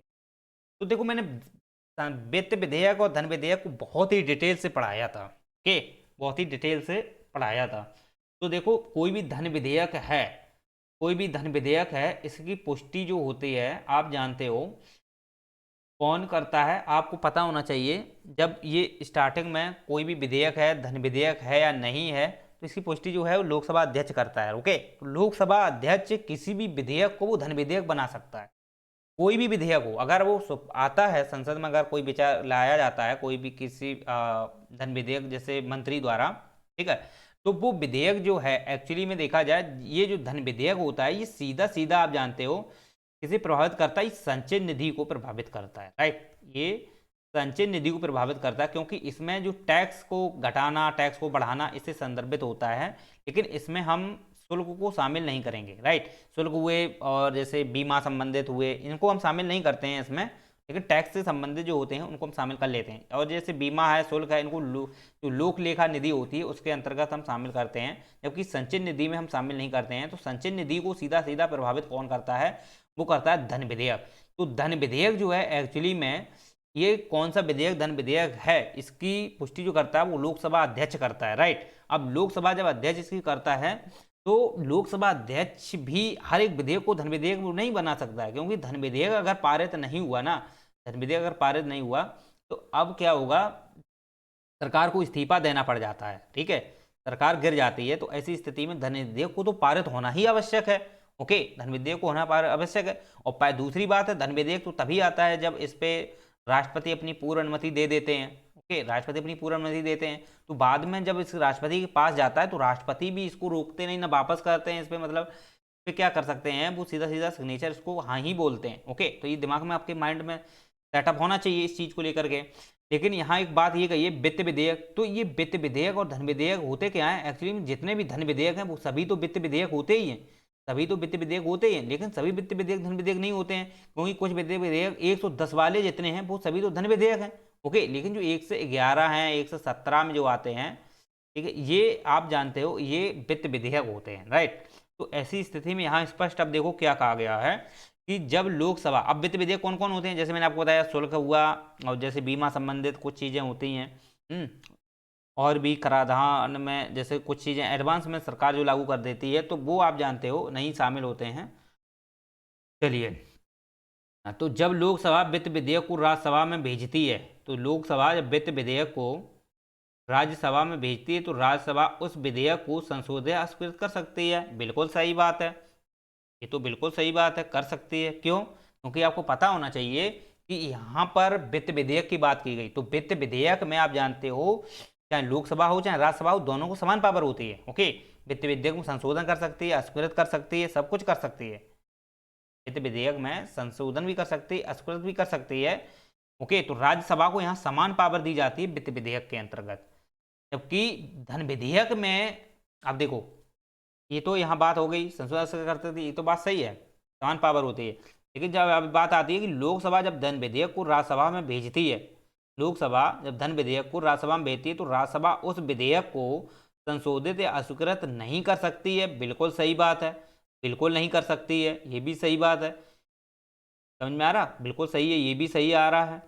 और वह केवल अनुशंसा ही कर सकती है। देखो आपको एक बात बताऊं, लोकसभा जब धन विधेयक को पारित करती है, ओके, तो धन विधेयक को पारित करने के लिए दो बार अधिकतम शक्ति जो आप जानते हो लोकसभा अध्यक्ष की होती है, तो वो 2 बार इस चीज़ को संशोधित कर सकता है, उस चीज़ को पुष्टि करने के लिए प्रयास कर सकता है। तो 2 बार इसको पावर दी गई है लोकसभा अध्यक्ष को, ठीक है। अब जब वो पारित होता है, जब वो पारित होता है तो वो कहाँ जाता है, वो जाता है आपका राज्यसभा में। तो राज्यसभा में उसको 14 दिन का समय दिया जाता है कि 14 दिन के अंदर अंदर वो उस चीज़ में कुछ भी अपने अनुसार देना चाहे, विचार करना चाहे, वो कर सकती है। ओके, लेकिन संशोधन की बात है ना, तो संशोधन की भी विचार विमर्श अपने अनुसार रख सकती है, उसमें कि ऐसा ऐसा होना चाहिए। लेकिन जो विधेयक गया है उस विधेयक में कोई संशोधन नहीं कर सकती है। विधेयक जो विधेयक वहां पे गया है धन विधेयक, उसमें किसी प्रकार का संशोधन नहीं कर सकती है राज्यसभा। ओके, तो इस प्रकार से आप ये अनुशंसाएं कर सकते हो वो, और जो अनुशंसाएं होती हैं वो अलग से एक पूरा पूरा ऐसा चार्ट बनाएंगे पार्ट, ठीक है। तो उसमें अपनी जो भी विचार हैं अनुशंसाएं हैं वो देती है कि ऐसा ऐसा होना चाहिए। तो अब तो ये अनुशंसाएं कर सकती है, लेकिन ये अनुशंसाएं हैं ये लोकसभा के विवेक पे अपने निर्भर है। तो वो अगर इस चीज़ को मानती है कि नहीं मानती है उस पर डिपेंड करता है ना। ओके, तो लोकसभा के जो धन विधेयक होता है, धन विधेयक के संदर्भ में राज्यसभा को कोई शक्ति नहीं है। अनुशंसाएं करना और अनुशंसाएं को मानना भी जरूरी नहीं है ना, तो इस प्रकार के इसमें कोई शक्ति नहीं मिलती है किसे, राज्यसभा को। तो ये बात सही है। तीसरी बात आती है कि लोकसभा राज्यसभा के बीच असहमति, सुनना, असहमति होने पर धन विधेयक के लेकर कोई संयुक्त बैठक नहीं होती। बिल्कुल सही बात है। जब ये बताओ, जब राज्यसभा को इसमें पावर ही नहीं दी गई है धन विधेयक के संदर्भ में, राज्यसभा को जब पावर ही नहीं दी गई है इस धन विधेयक के संदर्भ में, तो ऐसी स्थिति में संयुक्त बैठक की क्या आवश्यकता है, नहीं होगी ना। समझ रहे हो? तो संयुक्त बैठक क्यों होगी? संयुक्त बैठक तो उस विधेयक में होती है जहां पर समान पावर हो और दोनों के बीच में आपस में किसी प्रकार का उसमें सहमति ना बन रही हो, असहमति हो कोई कानून को लेकर के। तो ऐसी स्थिति में, ठीक है, राष्ट्रपति संयुक्त बैठक बुलाता है, उसकी अध्यक्षता तो लोकसभा अध्यक्ष करता है। ओके, तो आप खुद समझ सकते हो कि संयुक्त बैठक ऐसी स्थिति में नहीं हो सकती ना। आप ये कॉमन सेंस खुद लगाइए कि जब वहाँ राज्यसभा को पावर नहीं है तो वहाँ पे संयुक्त बैठक कहाँ से हो जाएगी, नहीं होगी ना। लेकिन किंतु वित्त विधेयक के लिए संयुक्त बैठक आवश्यक होती है। तो देखो, किंतु वित्त विधेयक में आप जानते हो कि समान पावर होती है, ठीक है, वित्त विधेयक में समान पावर होती है, ये बात तो सही है, समान पावर होती है उसको। लेकिन यहाँ ये बात कही गई है कि वित्त विधेयक में संयुक्त बैठक आवश्यक है।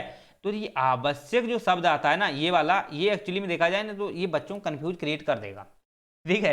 एक्चुअली में ये दो वाले पोर्शन जो क्वेश्चन दिए गए थे ऊपर, ठीक है, ये तो बिल्कुल सही है, लेकिन यहाँ तक ये भी सही है, लेकिन किंतु वित्त विधेयक के संदर्भ में संयुक्त बैठक की आवश्यकता आवश्यक होती है, आवश्यकता की बात है या आवश्यक होती है, ऐसा नहीं है। एक्चुअली में देखा जाए संयुक्त बैठक हो सकती है, वो एक अलग बात है, वो कौन कर सकता है, राष्ट्रपति अगर चाहे कि इस पे संयुक्त बैठक होना चाहिए तो वो कर सकता है, ओके। लेकिन संयुक्त बैठक आवश्यक होती है कि यानी संयुक्त बैठक होनी ही चाहिए, हाँ राइट, होनी ही चाहिए, तो ये जरूरी नहीं है, ठीक है, जरूरी नहीं है कि राज्यसभा मांग कर रही है कि मुझे अब संयुक्त बैठक होना चाहिए, लोकसभा मांग कर रही है कि संयुक्त बैठक होना चाहिए, तो ऐसा नहीं है कि अपनी मांग के अनुसार आप संयुक्त बैठक हो जाए। ये राष्ट्रपति चाहेगा कि हाँ विवाद है, संयुक्त बैठक होना चाहिए, ठीक है, तो वो करना चाहिए, कर सकता है, लेकिन आवश्यक होना ये जरूरी नहीं होता है। तो इसलिए थोड़ा सा शब्द ये जो आ गया ना आवश्यक वाला, इसने क्या कर दिया, इस क्वेश्चन को नीचे वाला जो ऑप्शन है इसको गलत कर दिया। तो अब बात यह आती कितने सही हैं, तो कितने सही हैं, एक और दो हैं, तो केवल दो सही हैं, ठीक है, ये होगा नहीं, ये होगा नहीं, ये होगा, राइट। चलिए अब हम बात करते हैं क्वेश्चन नंबर 38 की, ठीक है। क्वेश्चन नंबर जो 38 है, ये अगर आप देखोगे कि एक बार यदि केंद्र सरकार, एक बार शब्द को एक एक बार चुनाव करो, उसे समझो, क्या कहता है, एक बार यदि केंद्र सरकार किसी क्षेत्र को समुदाय प्रारक्षित अधिसूचित कर देती, अधिसूचित की बात है यहाँ पे, देखो अधिसूचित अगर करना अलग बात है, अधिसूचित कर देती है, ठीक है, तो अब क्या होता है कि, तो क्या होता है इसमें, केंद्र सरकार कोई भी समुदाय है, यानी कि आप जानते हो इसकी पावर तो राष्ट्रपति को होती है, ठीक है, तो राष्ट्रपति किसी क्षेत्र को असूचित कर सकता है, अनुसूचित क्षेत्र को घोषित कर सकता है, या किसी क्षेत्र को समुदाय प्रारक्षित घोषित कर सकता है, तो इसकी पावर तो राष्ट्रपति, और राष्ट्रपति सरकार अगर केंद्र से ही होता है तो वो भी सरकार सरकार, केंद्र का मतलब सरकार से ही हम कह सकते हैं। तो आप खुद समझ सकते हो कि केंद्र सरकार किसी क्षेत्र को समुदाय प्राधिकार सूचित कर देती है, तो करती तो है ही। तो अब क्या होता है कि राज्य का जो मुख्य वन्यजीव वार्डन है ऐसे वन का नियंत्रण प्राधिकारी बन जाता है। तो आपको एक बात बता दूं मैं कि अगर कोई क्षेत्र है समुदाय संबंध, वहाँ पे जो लोग रहते हैं, ठीक है, वहाँ पे रहते हैं, वहाँ का जो वन वगैरह होता है, वन में लोग रहते हैं, आदिवासी लोग भी रहते हैं, ठीक है, ऐसी बस्तियाँ रहती हैं, तो वहाँ का राज्य का जो मुख्य वन्यजीव वार्डन है, ठीक है, ये एक्चुअली देखा जाए इसका नियंत्रक प्राधिकारी बन जाता है। तो ये बात सही है, ये बात ठीक है, क्यों, आपको पता होना चाहिए कि नियंत्रक, यहाँ पे नियंत्रक की बात कही गई ना, तो नियंत्रक एक प्रकार से देखा जाए तो नियंत्रक का मतलब ये होता है कि वहाँ पे जो व्यवस्थाएं हैं उनको नियंत्रण करना है, जैसे कि वहाँ की बस्तियाँ हैं तो वो जंगलों के साथ अपनी किस प्रकार की व्यवस्था रखते हैं, या आप जानते हो कि जो जंगल है, ठीक है, तो वहाँ पर जैसे कृषि करते हैं, या वो वहाँ पर अलग अलग प्रकार से वन काटते हैं, ठीक है, या वहाँ पे अपना शिकार करते हैं। तो ऐसे में ये जो राज्य जो होता है, केंद्र तो वहां तक इतना कार्य करेगी नहीं, तो राज्य क्या करता है, राज्य का ही एक जो वर्ण जीव वार्डन होता है वो करता है, और इसको देखा जाए नियंत्रण कौन करता है, तो राज्य सरकार करती है, ओके। लेकिन आप जानते हो वन्यजीव वार्डन है, इसको अधिनियमित किसके तहत किया गया था, इसको जो 1972 का जो वन्यजीव संरक्षण अधिनियम है, 1972 का जो वन्यजीव संरक्षण अधिनियम है, इसके तहत इसको लाया गया था, मुख्य वन्यजीव वार्डन को, ओके। चलिए, तो वार्डन है ना, एक प्रकार से इस प्रकार से हम इसको समझ सकते हैं कि जो राज्य का मुख्य वन्यजीव वार्डन है वो वन का नियंत्रक प्राधिकारी बन जाता है, तो ये बात सही है, राइट। चलो दूसरी बात आती है, ऐसे क्षेत्र में शिकार की अनुमति नहीं होती है, तो ये भी बात सही है, ये भी बात सही है, यहाँ पे शिकार आप नहीं कर सकते हो जाकर के, ठीक है, क्योंकि कोई भी समुदाय प्रारक्षित जो अधिसूचित अगर कोई घोषित किया गया है वन से संबंधित, तो ऐसी वहाँ पर जैसे कोई भी बस्तियाँ वहाँ पे हैं अपना निवास कर रही हैं, तो वो क्या शिकार कर सकते हैं जाके, या उनको जानवर है उनको मारना, ठीक है, तो ऐसा नहीं कर सकते हैं, ऐसी अनुमति नहीं होती है, ठीक है, दूसरा भी सही है। ऐसे क्षेत्र के लोगों को गैर इमारती लकड़ी वनोत्पाद को संग्रह करने की अनुमति होती है। क्या ये लोग जो हैं, जो वहाँ पे जो भी समुदाय प्रायश्चित घोषित किया गया है, तो वहाँ पे ऐसे जो ये लोग होते हैं, ऐसे लोगों को गैर इमारती लकड़ी वनोत्पाद संग्रह करने की अनुमति होती है, नहीं होती है, ये बात गलत है, ये बात गलत है, ऐसी नहीं होती है, ठीक है। वहाँ पे लकड़ी काटना, वनोत्पाद करना, उसको लकड़ियों को इकट्ठा करना, बेचना, ये सब इनको अनुमति नहीं होती है, ठीक है, क्योंकि आप जानते हो 2006 का आप वन अधिनियम पढ़ना, उसके अंतर्गत आपको जानकारी मिल जाएगी, ठीक है। चलो इससे पहले तो अनुमति थी, लेकिन अब वर्तमान में आप देखोगे तो 2006 का अधिनियम अभी संशोधन किया गया है, 2021 में शायद इसको संशोधन किया गया था। ठीक है, तो इसके अंतर्गत इसमें अनुमति अब इनको नहीं दी गई है। ऐसे क्षेत्र लोगों को गैर इमारती लकड़ी वनोत्पाद हुआ संग्रह करने की अनुमति नहीं दी गई है। अब आता है ये ऐसे क्षेत्र जो लोगों को पारंपरिक कृषि प्रथाओं की अनुमति है, तो ये भी नहीं है। जैसे आप जानते हो कि जैसे झूम खेती लोग करते हैं, राइट, झूम खेती करते हैं, उनको झूम खेती तो आपको पता ही होना चाहिए, ऐसे ही बीज बो देते हैं, ठीक है, और खेती करते हैं, इसको काट लेते हैं, फिर से बो देते हैं, ऐसे खेती करते हैं। तो ये झूम खेती आप जानते हो, ये अब वहाँ पे अनुमति नहीं है। इससे कहीं ना कहीं देखा जाए तो जो वन है, राइट, लोग क्या करते हैं, वनों को काटते हैं, तो इससे क्या है, वन उन्मूलन होता है, वनों को काटते हैं। तो ऐसी अवस्था में तो पारंपरिक कृषि जो है, इसकी जो प्रथा है, इसको प्रतिबंधित लगाया गया है। और कहाँ पे लगाया गया है, जो चीज समुदाय प्राचित सूचित हैं उन्हीं पे लगाया गया है, सभी पे नहीं है, ये भी याद रखना, सभी पे नहीं है। तो ऐसे तो वहाँ के लोग भूखे मर जाएंगे, उनके लिए भी तो खेती होनी चाहिए ना। तो ऐसे सभी भी नहीं है, जहाँ पे अगर सरकार को लगता है कि ये समुदाय प्राचित सूचित होना चाहिए, तो वहाँ पर कुछ चीज़ें, ये रिस्ट्रिक्शन आ जाता है कि वहाँ पे पेड़ नहीं काट सकते हो, वहाँ पे आप कृषि नहीं कर सकते हो, ठीक है, और वहाँ पे शिकार नहीं कर सकते हो। तो ये चीज़ जो है ना, ये दो नीचे के गलत हो जाते हैं। तो यहाँ पे क्या है, ऐसे क्षेत्र लोगों को पारंपरिक कृषि प्रथाओं की अनुमति होती है, नहीं होती है। ऐसे क्षेत्रों में लोगों को गैर इमारती लकड़ी वनोत्पाद संग्रह करने की अनुमति होती है, ये भी नहीं होती है। ऐसे जो शिकार की अनुमति नहीं होती है, तो ये बात सही है, शिकार नहीं कर सकते हो वहाँ पे जा करके, ठीक है। राज्य का मुख्य वन्यजीव वार्डन अधिकारी बन जाता है, तो ये तो मैंने आपको बता दिया। तो इसमें केवल कौन सही है, क्या पूछा गया, कथन सही पूछे हैं। यहाँ पे ये भी रख सकता है कि कौन कथन सही नहीं है, तो भी अब दो लगा सकते हो। तो सही पूछा है तो फिर भी दो ही हैं, ठीक है। चलो नेक्स्ट क्वेश्चन जो है,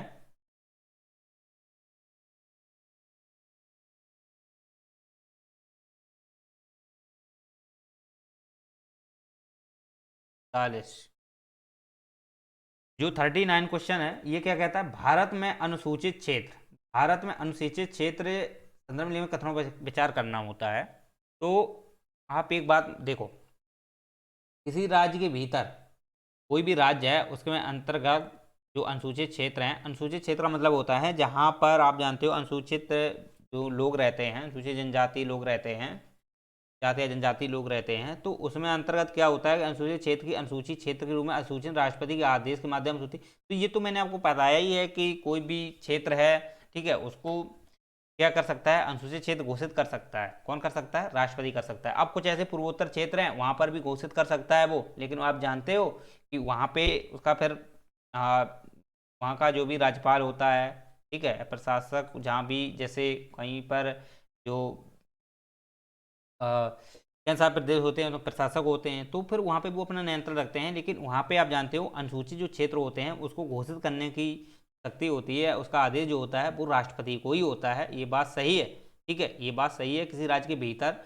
के भीतर क्योंकि कोई भी जनजाति है, कोई भी अनुसूचित क्षेत्र है, लोग रहते हैं जिस क्षेत्र में, अनुसूचित वाले क्षेत्र में, तो उसको घोषित करना है कि यहाँ की जो बस्तियाँ हैं अनुसूचित से संबंधित हैं, ठीक है। तो ऐसे में राज्य के भीतर किसी भी अनुसूचित क्षेत्र के अंतर्गत जो अधिसूचना है वो राष्ट्रपति के आदेश के माध्यम से होती है, तो राष्ट्रपति ही इसको करते हैं, ठीक है। ये बात दिमाग में क्लियर कट कर लेना, क्योंकि आप जानते हो कि अनुसूचित क्षेत्र, अनुसूचित जो जनजाति हैं, अनुसूचित जाति हैं, इनका जो अलग से जो सरकार है, केंद्र सरकार है, वो क्या करती है, इनके अलग से व्यवस्थाएं करती है, ठीक है, इनको बढ़ावा देने के लिए, आर्थिक स्थिति सुधार करने के लिए, ठीक है, साथ ही साथ इनकी पोषण व्यवस्था है, बहुत कुछ करती है।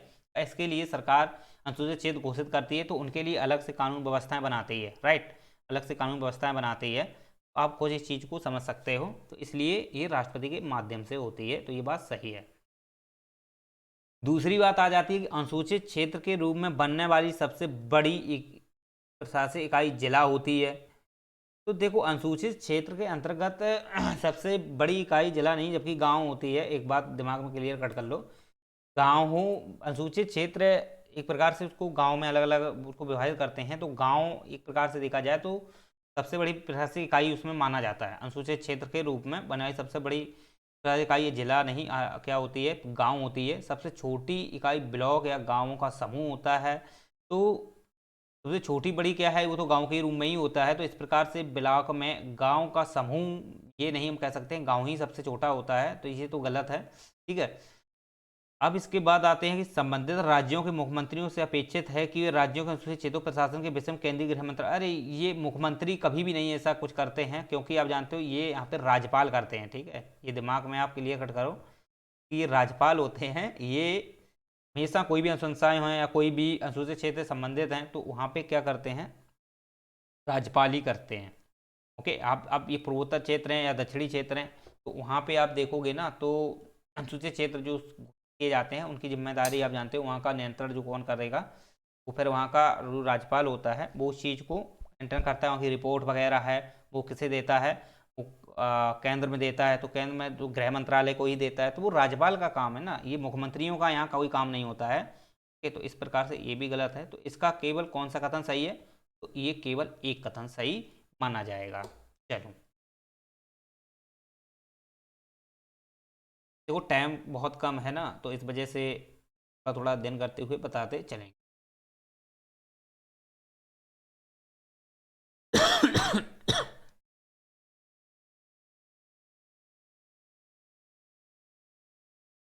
चलो इसको थोड़ा बाद में करेंगे। उसके बाद संविधान के क्वेश्चन कितने थे, हो गए सभी? 40वां क्वेश्चन देखो, भारत के उच्चतम न्यायालय ने अपने कतिपय निर्णयों को यह विचारण किया है कि भारत संविधान के अनुच्छेद 16(4) के अधीन बनाई गई आरक्षण की नीतियां हैं प्रशासन की दक्षता को बनाए रखने के लिए अनुच्छेद 335 द्वारा सीमित होंगी। तो पहले आपको ये पता होना चाहिए 335 क्या है। तो अब ये कठिन क्वेश्चन इसलिए बन जाता है क्योंकि एस्पिरेंट को ये पता नहीं होता है कि अनुच्छेद 335 में क्या कहा गया है। ओके, अब 335 अनुच्छेद पढ़ो तब आपको उस विषय में जानकारी मिलेगी, लेकिन 335 अनुच्छेद में जो स्पष्ट वर्णन जो दिया गया है वो एक्चुअली में देखा जाए जो कहता है, एक मिनट पानी पी,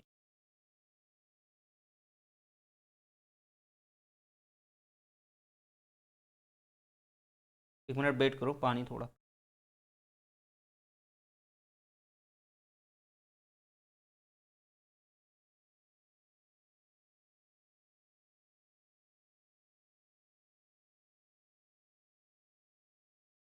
एक मिनट।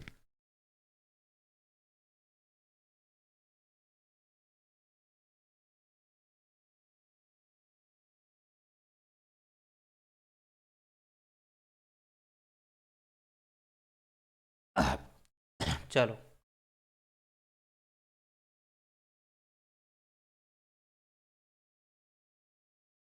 चलिए, तो अब हम बात करेंगे इसमें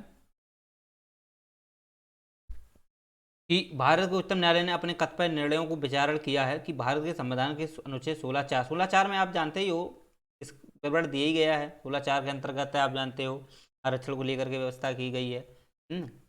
आरक्षण की जो नीतियों के संबंधित व्यवस्था की गई, तो प्रशासन की दक्षता को बनाए रखने के लिए अनुच्छेद 335 द्वारा सीमित होगी। हाँ ये बात देखो, एक बात बता दूं आपको कि अनुच्छेद जो 335 है वो स्पष्ट क्या करता है, वो ये करता है कि जैसे कि राज्य के जो कार्यकलाप होते हैं, क्योंकि आप जानते हो 16(4) के अंतर्गत आप जानते हो कि कुछ शक्तियां उनको भी दी गई हैं, जैसे जो राज्य होते हैं वो भी अपने अकॉर्डिंग कुछ आरक्षण या प्रोन्नति से संबंधित काम कर सकते हैं। तो ऐसे में जो राज्य होते हैं, ठीक है, तो वो क्या कर सकते हैं, काम कर सकते हैं। ओके, लेकिन क्या वो जो कार्यकलाप हैं, जो राज्य किसी संघ के जो कार्यकलाप हैं, वो सेवाओं पदों में जो नियुक्तियां हैं, ठीक है, तो उन नियुक्तियों को बनाए रखने के लिए, ठीक है, उन नियुक्तियों को बनाए रखने के लिए तो अनुच्छेद जो 335 है वो इस चीज़ को ध्यान रखता है। ठीक है, अनुच्छेद जो 335 है वो इस चीज़ को ध्यान रखता है ताकि अनुसूचित जाति या जो जनजाति होते हैं उनके पक्ष में कार्यकलाप संबंधित जो सेवाएं हैं, ठीक है, प्रोन्नति के जो मामले होते हैं तो वो क्या हो जाए, वो स्पष्ट रूप से उस चीज़ को मेंटेन रखें। ओके, इस प्रकार से 335 अनुच्छेद जो है वो अगर लगता है कि ये 16(4) के अंदर बनाई गई विधियाँ नीतियाँ प्रशासनिक दक्षता के अंतर्गत नहीं है, ठीक है, तो इस प्रकार से 335 उस चीज़ को सीमित करेगा, बिल्कुल करेगा, तो सीमित हो जाएंगे इसलिए क्योंकि 335 वो स्पष्ट है, जो आरक्षण संबंधित व्यवस्थाएं होती हैं तो उनको सीमित करता है, वो ध्यान में रखता है। राइट, तो ये बात तो सही है, मानते हैं हम। ठीक है। दूसरा आता है भारत के संविधान में अनुच्छेद 335 प्रशासन की दक्षता पद को परिभाषित करता है। देखो अब हम इस पे एक बात कहना चाहेंगे कि अनुच्छेद जो 335 है, प्रशासन की दक्षता की बात कही गई है, प्रशासन की दक्षता को बनाए रखना है, ठीक है। तो इस प्रकार से प्रशासन की जो दक्षता है तो पद को उसने स्पष्ट किया गया है। भारत के संविधान का अनुच्छेद 335 है वो प्रशासन की दक्षता पद को परिभाषित करता है, इसको स्पष्ट किया गया है, राइट। ठीक है, तो ये भी हम इसको सही मान लेते हैं क्योंकि जो प्रशासन की दक्षता है इसको स्पष्ट लिखा गया है कि प्रशासन की दक्षता है, यानी प्रशासन में जो सुधार है उसका व्यवस्थाएं हैं उसको क्या करना है, एकदम मेंटेन रखना है, उसको बनाए रखना है। तो इसलिए 335 जो होता है कि कोई भी प्रोन्नति या कोई भी राज्य या संघ किसी क्षेत्र में अनुसूचित जाति या अनुसूचित जनजाति की आरक्षित जैसी कुछ प्रोन्नतियों की व्यवस्थाएं करती है तो 335 उसको ध्यान में रखेगा, राइट। तो प्रशासन की दक्षता को वो स्पष्ट कर देता है, राइट। तो अब ये कौन सा कथन सही है, तो अनुच्छेद 1 और दोनों सही हैं तथा कथन दोनों की व्याख्या करता है, तो ये हम इसको सही मान लेते हैं क्योंकि कथन 1 और 2 दोनों सही हैं तथा कथन 2 जो है वो कथन 1 की सही व्याख्या नहीं करता है। अगर आप जानते हो कि बात ये सही होती, ठीक है, बात तो सही है, क्या ये इसकी व्याख्या, इसका व्याख्या करने का मतलब ये होता है कि पहले एक कथन और ये कथन जो फर्स्ट और सेकंड का मतलब क्या होता है, ये कारण और उसको निष्कर्ष को परिणाम देता है कि ये कहाँ तक ये सही है, ठीक है। ये जो जो दूसरा कथन होता है ये पहले कथन की पूरी व्याख्या कर देता है, ठीक, कि इसकी वजह से वो सही है, नहीं कि इसके कारण वो ठीक है, अगर ये सही है तो वो भी ठीक माना जाएगा। इस प्रकार से इसको कारण और रीजन के बेस पर होता है।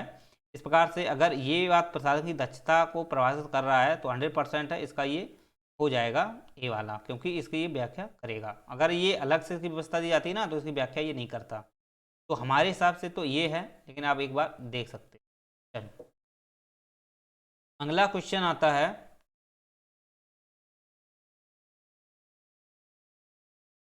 संविधान शायद खत्म हो गया।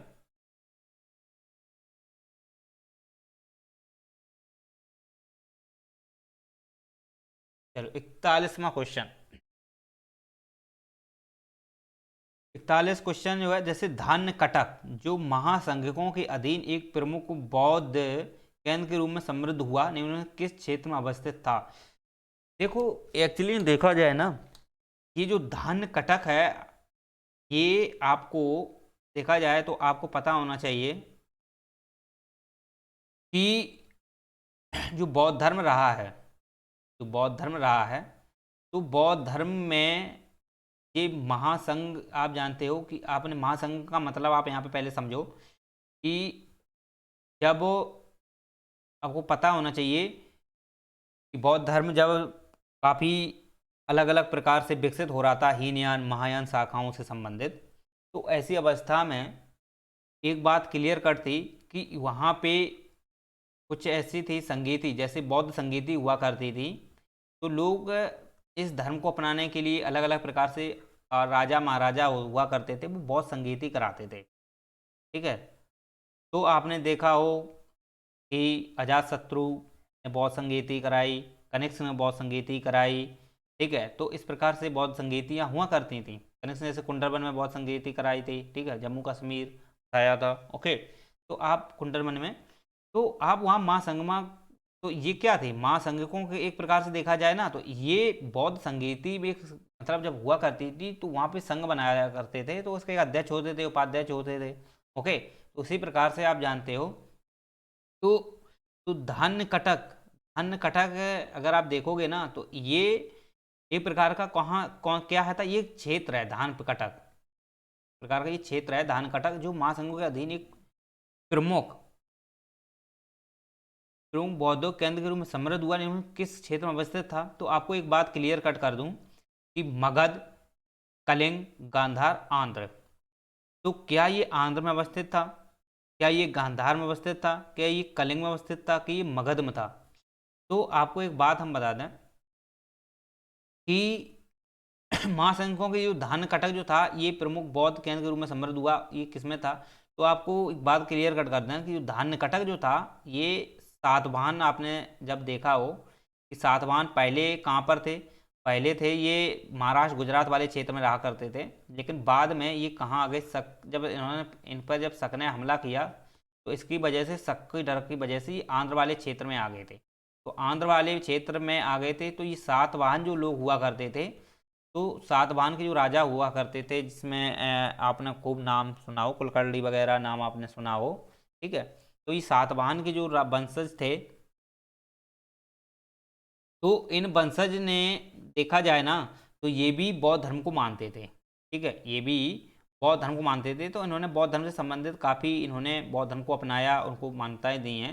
तो ऐसे इन्होंने भी क्या किया था, एक धान्य कटक वाले क्षेत्र में एक महासंघ का एक निर्माण करवाया था, ठीक है, सातवाहन राजाओं ने। तो ये जो क्षेत्र आता है ना धान्य कटक, ये एक्चुअली में आंध्र प्रदेश वाले क्षेत्र में आपको आंध्र में मिल जाएगा। कहाँ पे था, आंध्र वाले एक क्षेत्र में आपको ये मिल जाएगा। तो ये वाला है बिल्कुल सही है।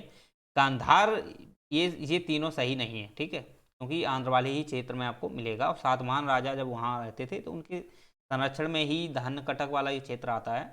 चलो,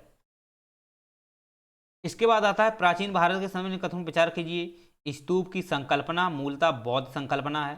तो आप एक बात मुझे ये बताइए, स्तूप की संकल्पना मूलतः, मूलतः का मतलब है कि जो स्तूप हैं वो बौद्ध धर्म से पहले थे या नहीं थे। अब देखो, इसकी पुष्टि हमारे भारत में अगर देखा जाए तो बौद्ध ने इस बात को, जब आनंद थे तो अब आनंद को ये बातें बताया करते थे, ठीक है।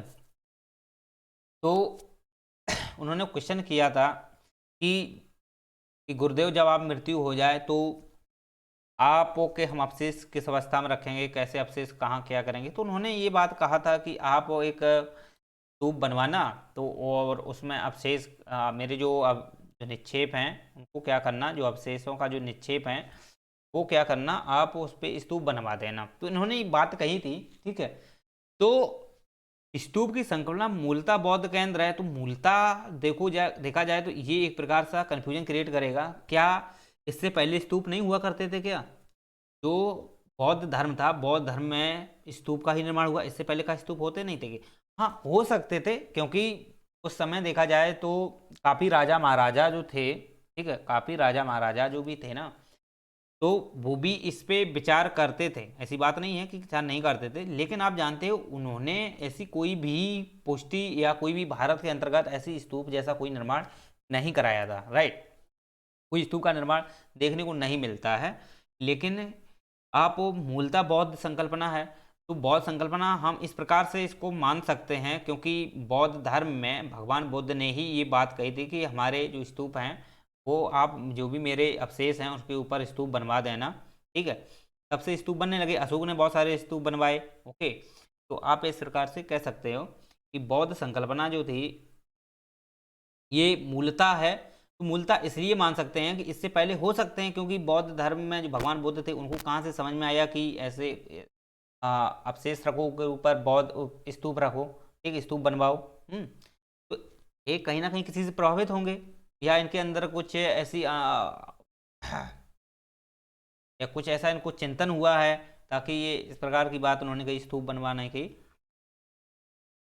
चलिए, तो स्तूप की संकल्पना मूलतः बौद्ध संकल्पना है, तो हम इसको मान सकते हैं, क्योंकि इससे पहले स्तूप देखने को नहीं मिलते हैं, ठीक है। तो ये बात सही है, क्योंकि हो सकते हैं, लेकिन संविधान सॉरी जो इतिहास है, इतिहास में ऐसा कोई भी विवरण कहीं देखने को नहीं मिलता है, कहीं भी ऐसी बौद्ध की स्तूप की पुष्टि नहीं होती है कि बौद्ध से पहले भी कभी भी स्तूप रहे होंगे, राइट। चलिए,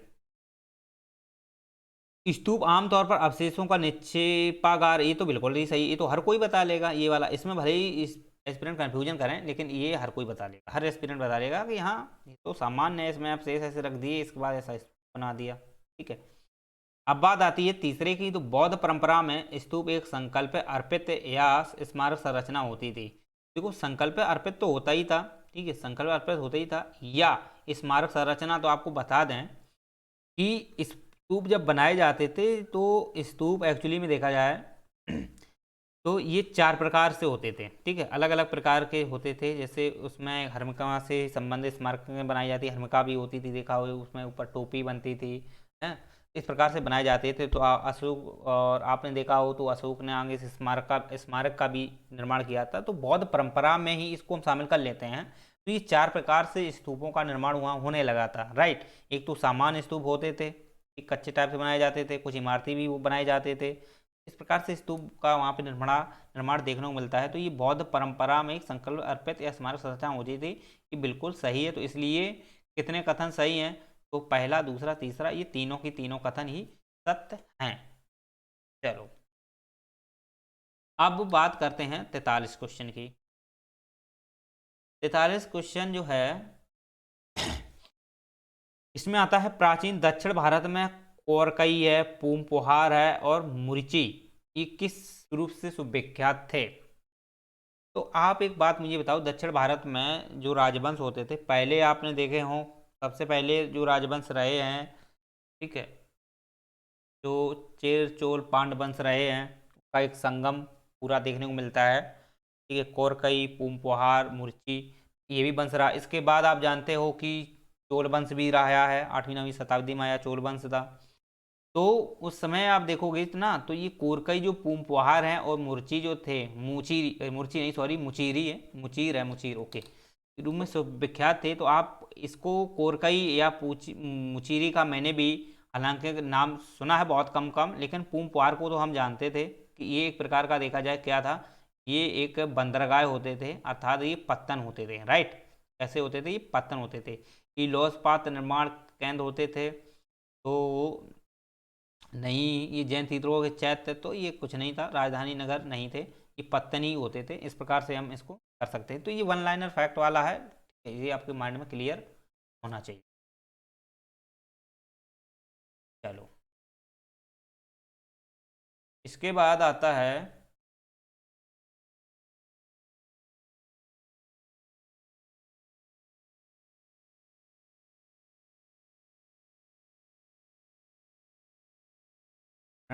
क्वेश्चन 43 हो गए ना? ठीक है, 43 हो गए। 44 में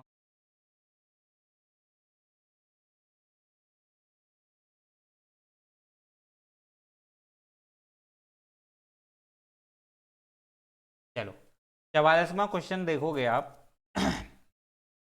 निम्नलिखित में से कौन सा एक संगम कविताओं में यथावर्णित बटकृतल की प्रथा को स्पष्ट करता है? तो आप एक बात हम बता दें,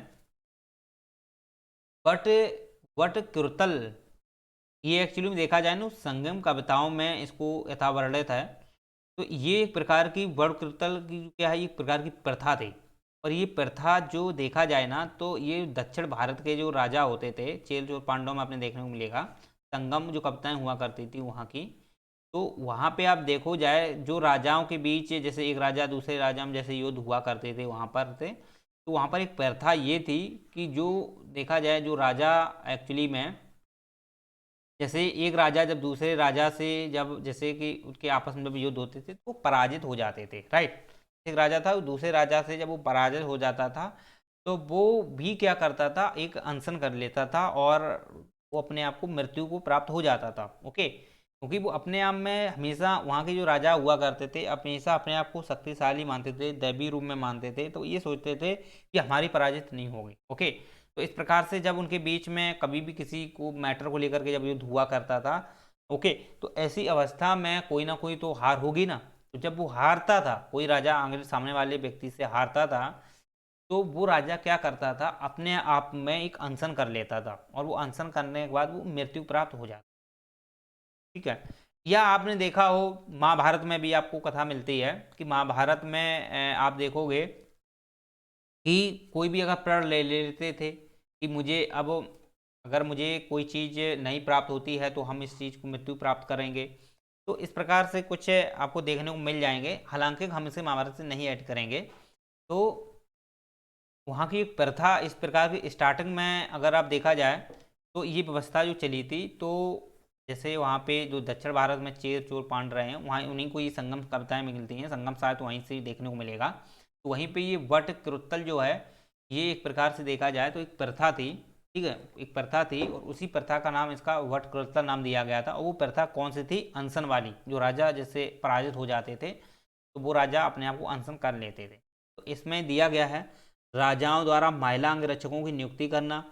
देखो, महिला अंगरक्षकों की नियुक्ति होती थी, ये एक्चुअली में इसके अंतर्गत नहीं है। ठीक है, उनके लिए अलग से व्यवस्थाएं की जाती थी, महिला अंगरक्षक हुआ करती थी। ठीक है, लेकिन ये आप देखा जाए तो महिला अंगरक्षक आपको विजयनगर साम्राज्य में भी आपको देखने को मिल जाएंगे। ठीक है, विजयनगर संग्रहालय रहा, वहाँ पे राजाओं द्वारा महिला अंगरक्षकों की नियुक्ति थी। चलो, एक बार राज दरबारों में विद्वानों का धर्म दर्शन से जुड़े विषयों विचार विमर्श करने हेतु एकत्रित होना, तो ये भी नहीं है, ये भी नहीं है। किशोरियों द्वारा कृषि क्षेत्रों की निगरानी करना, चिड़ियों द्वारा पशुओं को भगाना, तो ये सब थी। देखो, ये ऐसा नहीं कि ये सब नहीं थे, ये भी सब थे, लेकिन ये वटक्रोत्तल जो शब्द था ये एक्चुअली में इनके लिए प्रयोग नहीं किया गया है। ओके, इनके लिए ये प्रयोग नहीं किया गया है। ठीक है, इनके लिए अलग अलग अपने उन्होंने नाम दिए गए थे। ठीक है, तो वो अब देख सकते हो। हालांकि इसमें जो डी ऑप्शन है वो युद्ध में पराजय राजा का आमरण अनशन कर अनुष्ठानक मृत्युवरण करना, यही तो हम आपको बता रहे हैं कि जो राजा होते थे वो क्या करते थे, जब एक राजा दूसरे राजा से हार जाता था तो वो क्या कर लेता था, अपने आप को आमरण कर लेता था, अनशन कर लेता था, मृत्युवरण कर लेता था। चलिए, निम्नलिखित में साम्राज्य में तो विचार करना है। इसमें क्या है, उपरोक्त किन साम्राज्यों में आद्य 8वीं शताब्दी ईस्वी में स्थापित किए गए हैं? तो देखो, 8वीं शताब्दी के अंतर्गत जो राजवंश हैं कौन कौन थे? एक मिनट,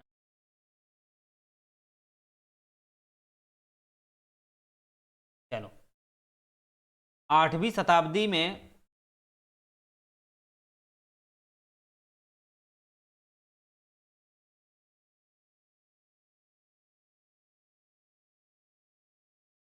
चलो, हाँ, 8वीं शताब्दी में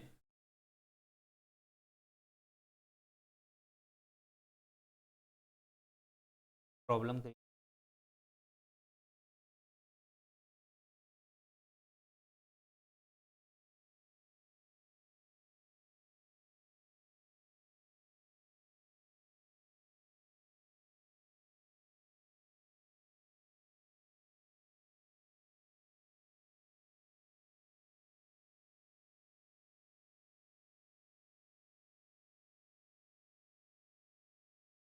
तो साम्राज्यों में कितने राज्य 8वीं शताब्दी में ईस्वी में स्थापित हुए हैं? तो इसमें होयसल, गहदवाल, काकतीय, यादव।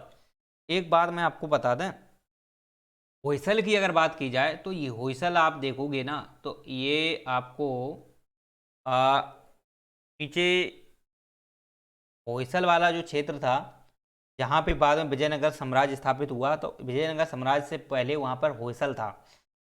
ठीक है, तो होयसल क्या 8वीं शताब्दी में था? होयसल में अगर देखा जाए तो वहाँ पे पहले एक काम्पिल वंश अपने नाम सुना हो, तो होयसल को लेकर के वहाँ पे मान्यता ऐसी देखने को मिलती है होयसल की।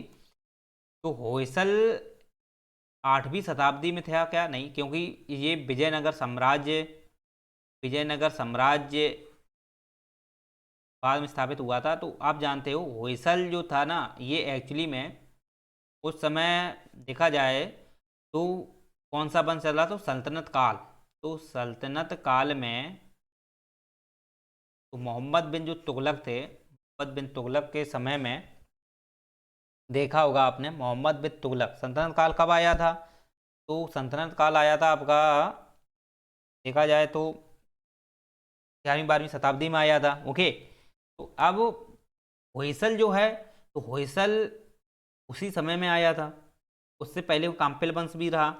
ठीक है, तो क्या ये 8वीं शताब्दी में हो सकता है क्या? क्योंकि विजयनगर 1336 में इसको स्थापित किया गया था, 1336 में स्थापित किया गया था।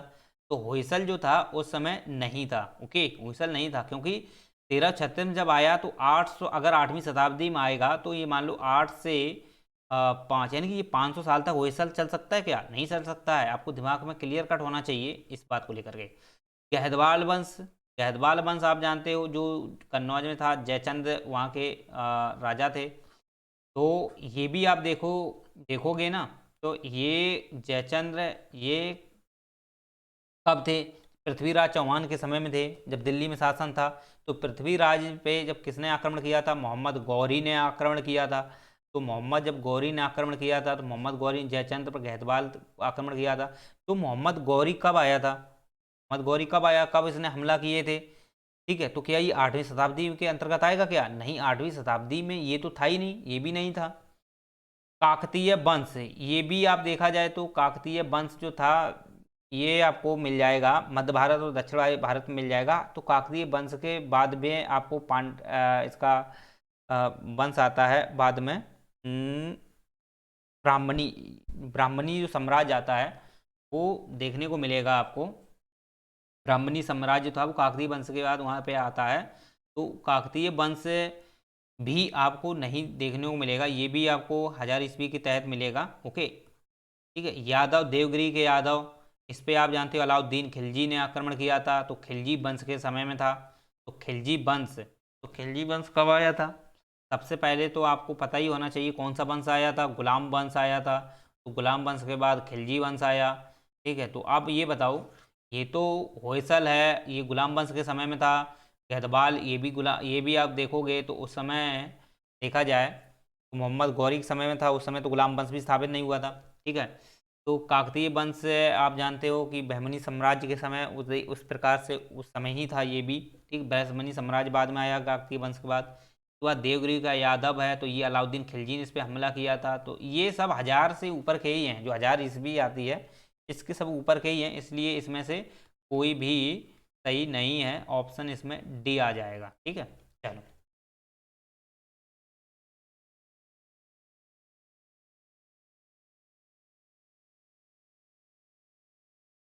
तो अभी तक तो कोई ऐसे क्वेश्चन कठिन नहीं देखने को मिले हैं। ठीक है, चलो इसके बाद आते हैं प्राचीन भारतीय इतिहास में निम्न विचार की साहित्यिक कृति रचनाकार हैं। तो ये देवी चंद्र गुप्त है। ये देवी चंद्र गुप्त जो साहित्यिक कृति है ये आपको मिलेगी गुप्त वंश में, क्योंकि इसमें स्पष्ट लिखा है देवी चंद्र गुप्त लिखा है, तो आप कह सकते हो कि ये गुप्त गुप्त वंश की है, क्योंकि ये वहाँ समय चाहे वो चंद्रगुप्त द्वितीय हो, चाहे वो चंद्रगुप्त द्वितीय हो, प्रथम हो, कोई भी हो सकता है? तो देवी चंद्रगुप्त क्या ये बिल्लड़ की है? तो बिल्लड़ आप जानते हो कि बिल्लड़ की नहीं है। ठीक है, क्योंकि ये है विशाखा दत्त की। ये किसकी है? विशाखा दत्त की है। जैसे जिस समय मुद्रा राक्षस, ये भी विशाखा दत्त की है, तो उन्होंने ही देवी चंद्रगुप्त भी विशाखा दत्त ने ही लिखा था। तो देवी चंद्रगुप्त अगर आप देखोगे तो ये किसके समय में लिखा था? तो उस समय देखा जाए तो चंद्रगुप्त द्वितीय था, यानी जिसे विक्रमादित्य बोलते हैं। ठीक है, उनके समय में देवी चंद्रगुप्त रचना उन्होंने लिखी थी विशाखा दत्त जी ने। तो ये किस देवी चंद्रगुप्त ये किससे संबंधित थी? तो आपको पता होना चाहिए कि चंद्रगुप्त का जो बड़ा भाई था ये रामगुप्त है। तो रामगुप्त की जो पत्नी थी, ठीक है, जब वो चोरी करके ले गए, ठीक है, वो एक बार देख लेना, मुझे याद है, हालांकि दिमाग क्लियर कट नहीं आ रहा है। तो वो जब उसको चोरी करके ले गया था, तो ऐसी कहानी मिलती है कि जो गुप्त जो चंद्रगुप्त द्वितीय था ये स्त्री का रूप धर करके वहाँ गया था और वहाँ पर अपनी पत्नी को चुना लाया, और इसके बाद उसी से इसने फिर बाद में शादी कर ली थी। ठीक है, क्योंकि रामगुप्त ने क्या किया था, इसकी ये अपनी पत्नी को सौंप दिया था। ठीक है, वो विजयी लेके नहीं गया था, हालांकि इसने अपनी पत्नी को सौंप दिया था। बाद में जब चंद्रगुप्त द्वितीय जब बचा लाया उसको वहाँ से, तो फिर इसकी पत्नी ने उसी से ही शादी की थी। ठीक है, चंद्रगुप्त द्वितीय से ही शादी की थी। तो उसकी ये कहानी मिलती है देवी चंद्रगुप्त में। तो ये विशाखा दत्त की है, ठीक है, ये ना कि बिल्लड़ की है। चलो इसके बाद हमीर महाकाव्य। तो हमीर कहा महाकाव्य जो है वो नयचंद सूरी की ही है, क्योंकि हमीर महाकाव्य आपको देखने को मिलेगा, ये आपको कहाँ मिलेगा?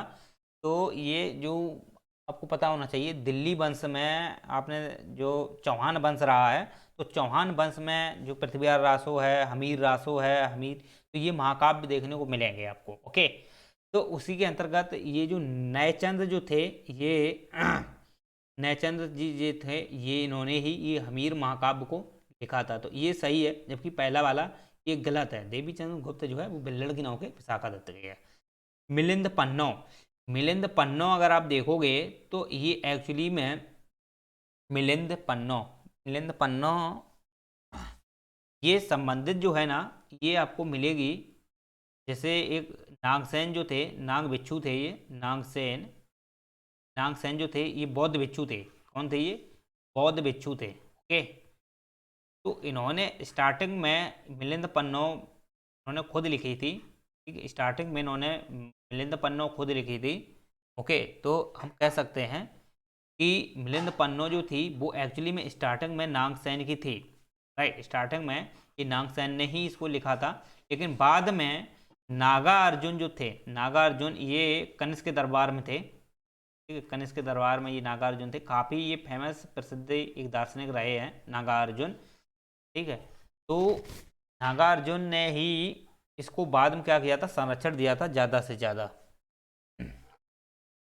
ठीक है, तो ज़्यादा से ज़्यादा संरक्षण जो किसने दिया था, वो दिया था नागार्जुन ने। लेकिन प्रारंभ में अगर बोला जाए तो ये थी नागसेन की। बाद में नागार्जुन ने बहुत ज़्यादा इसको संरक्षण दिया था, और ये कनिष्क के दरबार में थे। इन्होंने ही देखा जाए पारा को अमृत बनाने की बात कही थी नागार्जुन ने। तो ये भी क्वेश्चन पुट कर देते हैं, ये दिमाग में होना चाहिए। तो ये भाई सही है। ठीक है, तीसरा आता है नीति वाक्यमृत। तो ये सोमदेव सूरी की, ये सोमदेव आपने देखा हो, सोमदेव जो राजा रहे थे, सोमदेव उन्हीं के अंतर्गत एक सोमदेव सूरी थे। ठीक है, तो उन्होंने नीति वाक्यमृत उन्होंने खुद ही लिखा था। चलिए, तो ये भी सही है। तो इसमें कितने सही हैं? केवल 3 सही हैं, जबकि पहला गलत है।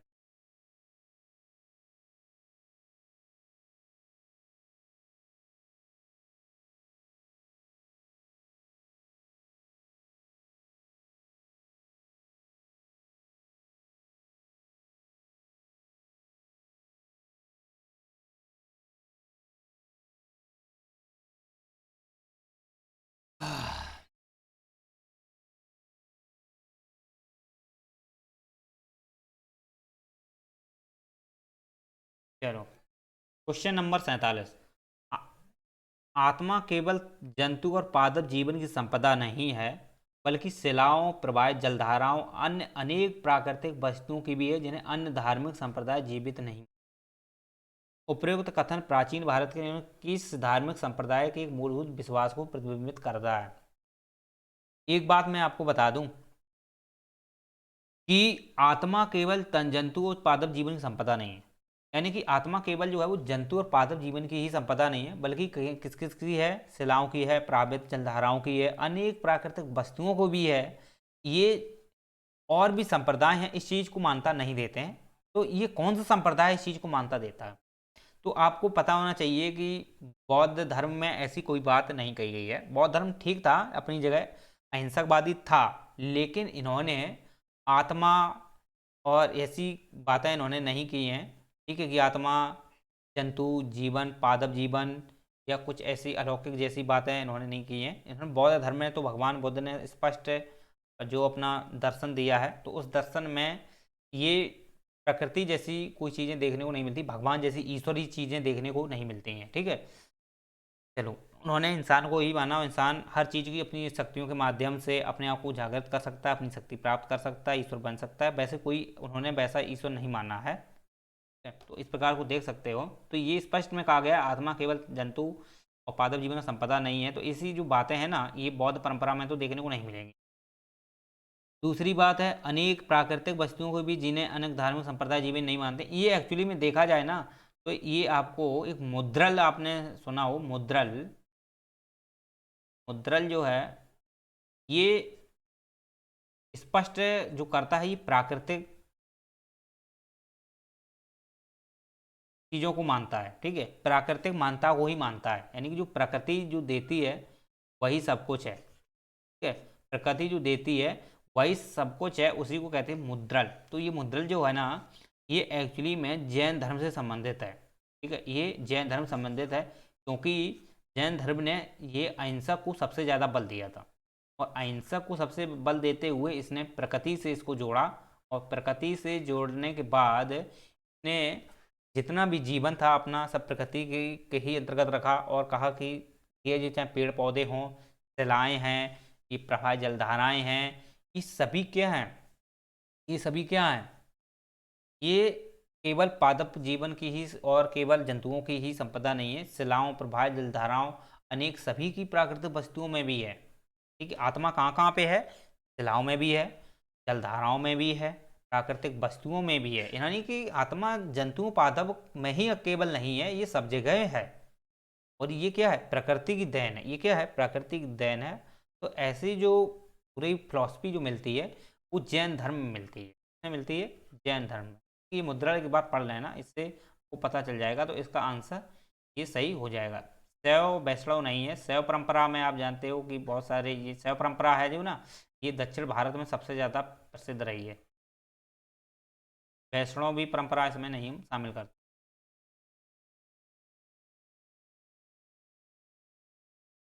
48 क्वेश्चन देखोगे तो विजयनगर साम्राज्य के इनमें से किस शासक ने तुंगभद्रा नदी पर, एक बात तो यहाँ पे स्पष्ट की विजयनगर साम्राज्य का शासक पूछ दिया गया है। तो वीर विजय, विरूपाक्ष, मल्लिकार्जुन है तो ये सभी एक्चुअली में। तो इनमें से किस शासक ने एक विशाल बांध निर्मित किया और नदी राजधानी नगर तक कई किलोमीटर लंबी एक नहर और कुल्या का निर्माण किया? तो आपको पता होना चाहिए कि नहर तक एक ऐसा एक प्रकार का जो बांध बनाया था ना, ये देवराव प्रथम ने बांध ही बनाया था। कि उससे देखा जाए तो जो नदियाँ थीं जल सिंचाई को लेकर के, तो बहुत ही ज़्यादा उसको भरण पोषण करने के लिए इसने एक नदी के किनारे किनारे बांध बनाया था। इसने नदी जैसे ऐसी चलती है ना, ऐसी तो ऐसा बांध बनाया जाता है, जबकि इसने क्या काम किया था? इस प्रकार से बांध बनाया था ऐसा। तो 24 किलोमीटर लंबा तक इसने, कम से कम इसने बहुत लंबा बांध बनाया था। 24 किलोमीटर से दूर था लेकिन बांध तो बहुत किलोमीटर लंबा था। ठीक, एक बार देखना, पढ़ा तो है, बहुत ही किलोमीटर लंबा था बांध। किसने बनाया था? ये देवराव प्रथम ने बनाया था। ओके, किसने बनाया था? देवराव प्रथम ने बनाया था। ये मल्लिकार्जुन, वीर विजय, विरूपाक्ष इन्होंने नहीं बनाया था, ये देवराव प्रथम ने ही इसको बनाया था। चलो, उस समय देवराव प्रथम ने, आप जानते हो कि नहर नदियों का भी काफ़ी निर्माण किया था। सिंचाई को लेकर के इसने अलग अलग प्रकार से परियोजनाएं स्थापित की थी। ठीक है, उसी पे ही इसने बांध बनाया था। चलिए, तो देवराव प्रथम इसका आंसर हो जाएगा। आंसर का क्या है? देवराव प्रथम। इसके बाद आता है 49 क्वेश्चन है, मध्यकालीन गुजरात के इनमें से किस शासक ने दीव, दमन, इसका यहाँ पे दमन एवं दीप है, दमन एवं दीप, ठीक है, दीप, दीप या दीप बोलते एवं दीप है। तो उसको क्या बोला था? मध्यकालीन गुजरात के इनमें से किस शासक ने दीव को पुर्तगालियों के सुपुर्द कर दिया था? ठीक, दमन दीप जो देखा जाए तो उस समय उसको दीव कहा कहते थे। तो वो किसे सुपुर्द किसने? मध्यकालीन गुजरात के इनमें से किस शासक ने? तो एक बात आप खुद सोचो, मोहम्मद शाह, अहमद शाह, महमूद बेगड़ा, ये मध्यकाल, ये गुजरात के शासक है थे। इसमें कुछ शासक गुजरात के भी थे। लेकिन एक बात ये बताओ कि इसका जो आंसर है ये बहादुर शाह है। ठीक है, इसका आंसर है ये बहादुर शाह है। क्यों? क्योंकि उस समय देखा जाए तो पुर्तगाली जब आए थे, पुर्तगाली जब आए थे तो उस समय 1537 करीब देखोगे तो 1526-37 के बीच में ये बहादुर शाह रहे हैं। तो बहादुर शाह ने एक्चुअली में देखा जाए तो हाँ, जो उस समय मुगल वंश जो थे, ठीक है, मुगल वंश जो था उस समय, तो मुगल वंश में जैसे उस समय हुमायूं था, तो हुमायूं से इसने युद्ध करने के लिए यही जो बहादुर शाह था इसने सहायता मांगी थी पुर्तगालियों से, राइट। लेकिन पुर्तगालियों ने इसकी सहायता नहीं की थी। ठीक है, पुर्तगालियों ने इसकी सहायता नहीं की थी। लेकिन आपको पता होना चाहिए, जब इसकी सहायता नहीं की थी तो हुमायूं ने जब इस पर हमला किया था तो ये भाग गया था। ठीक है, ये भाग आया था। लेकिन बाद में जब हुमायूं बाद चला गया तो इसने पुनः उस पर अधिकार कर लिया था अपना राज। एक बार राज प्रशासन को हुमायूं ले लिया, तो हुमायूं पर पुनः जब हुमायूं अपने वहाँ चला गया राजधानी, तो इसने पुनः इस पर अपना क्या था, इसका जो प्रशासन था, ठीक है, क्षेत्र था, राज्य था, उसने अधिग्रहण दोबारा से कर लिया था। लेकिन इस समय अगर देखा जाए तो इस पर इसका जो हमला हुआ था एक बार पुर्तगालियों से भी हुआ था, राइट। पुर्तगालियों जब इसका हमला हुआ तो पुर्तगालियों को इन्होंने सेनेगल क्षेत्र हुआ और भी बहुत अलग अलग कई कई 3-4 क्षेत्र थे, उसमें दीव था भी, तो ये इसने ही क्या कर दिया था, इसको शामिल कर लिया था। तो ये बहादुर शाह जो है ना, ये आपको तीन प्रकार बहादुर शाह मिलेंगे। एक बहादुर शाह प्रथम मिलेगा, औरंगजेब का बेटा था। एक बहादुर शाह जफर, बहादुर शाह एक प्रथम था औरंगजेब का। बहादुर शाह एक जफर मिलेगा। तो वो बहादुर शाह नहीं है एक्चुअली में। ये बहादुर शाह जो है, ये मुरद्दिप एक राजवंश हुआ था। मुजरद्दिप एक कुछ राजवंश था एक गुजरात का, ठीक है, उसी में ये बहादुर शाह देखने को मिलेगा। तो ये बहादुर शाह गुजरात में रहता था, ठीक है। तो इसने इसने किसे दे दिया था, पुर्तगालियों को सपोर्ट कर दिया था, ठीक है। लेकिन बहादुर शाह अगर देखा जाए तो ये भी जब अंग्रेज इसका जब पुर्तगालियों से सामना हुआ तो ये जल में ही डूब के मर गया था, क्योंकि ये जहाज में बैठ गया। तो जहाज में देखा जाए तो इसे किसी ने धक्का दे दिया, तो ये तैरना नहीं जानता था, तो उसी बहादुर शाह में डूब के मर गया था। चलिए, क्वेश्चन नंबर 50। निम्नलिखित किस एक्ट द्वारा बंगाल के गवर्नर जनरल को भारत के इससे इजी तो क्वेश्चन कभी हो ही नहीं सकता है। इससे भी अगर इसे भी नहीं कर पाओगे तो फिर क्या कर पाओगे। मान लेते हैं शायद ये आपको ना बनता हो, ठीक है।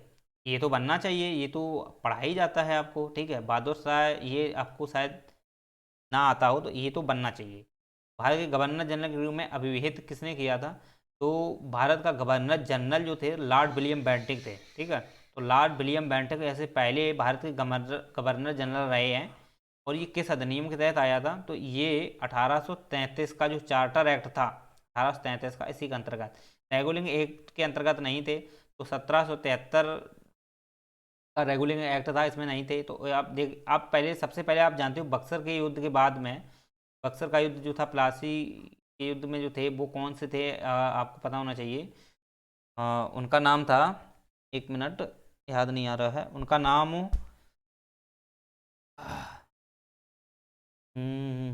चलो हम बता देंगे। वो केवल केवल बंगाल के ही गवर्नर रहे हैं, ठीक है। इसके बाद बंगाल के गवर्नर के बाद फिर आया भारत का गवर्नर, ठीक है। तो लॉर्ड वारन हेस्टिंग था। के बाद ये आ गए थे 1833 में, कौन से, भारत के गवर्नर जनरल। अगर भारत का गवर्नर पूछा जाता तो वारन हेस्टिंग थे। तो वो तो ईस्ट इंडिया एक्ट 73 के तहत आए थे। लेकिन ये भारत के गवर्नर जनरल वो तो 73 के तहत आ गए थे। ईस्ट इंडिया एक्ट ऐसा संबंधित कोई भी नहीं था। ईस्ट इंडिया एक्ट जब था तो वारन हेस्टिंग ने खुद ही अपनी, वारन हेस्टिंग ने क्या किया था, इस्तीफा दे दिया था।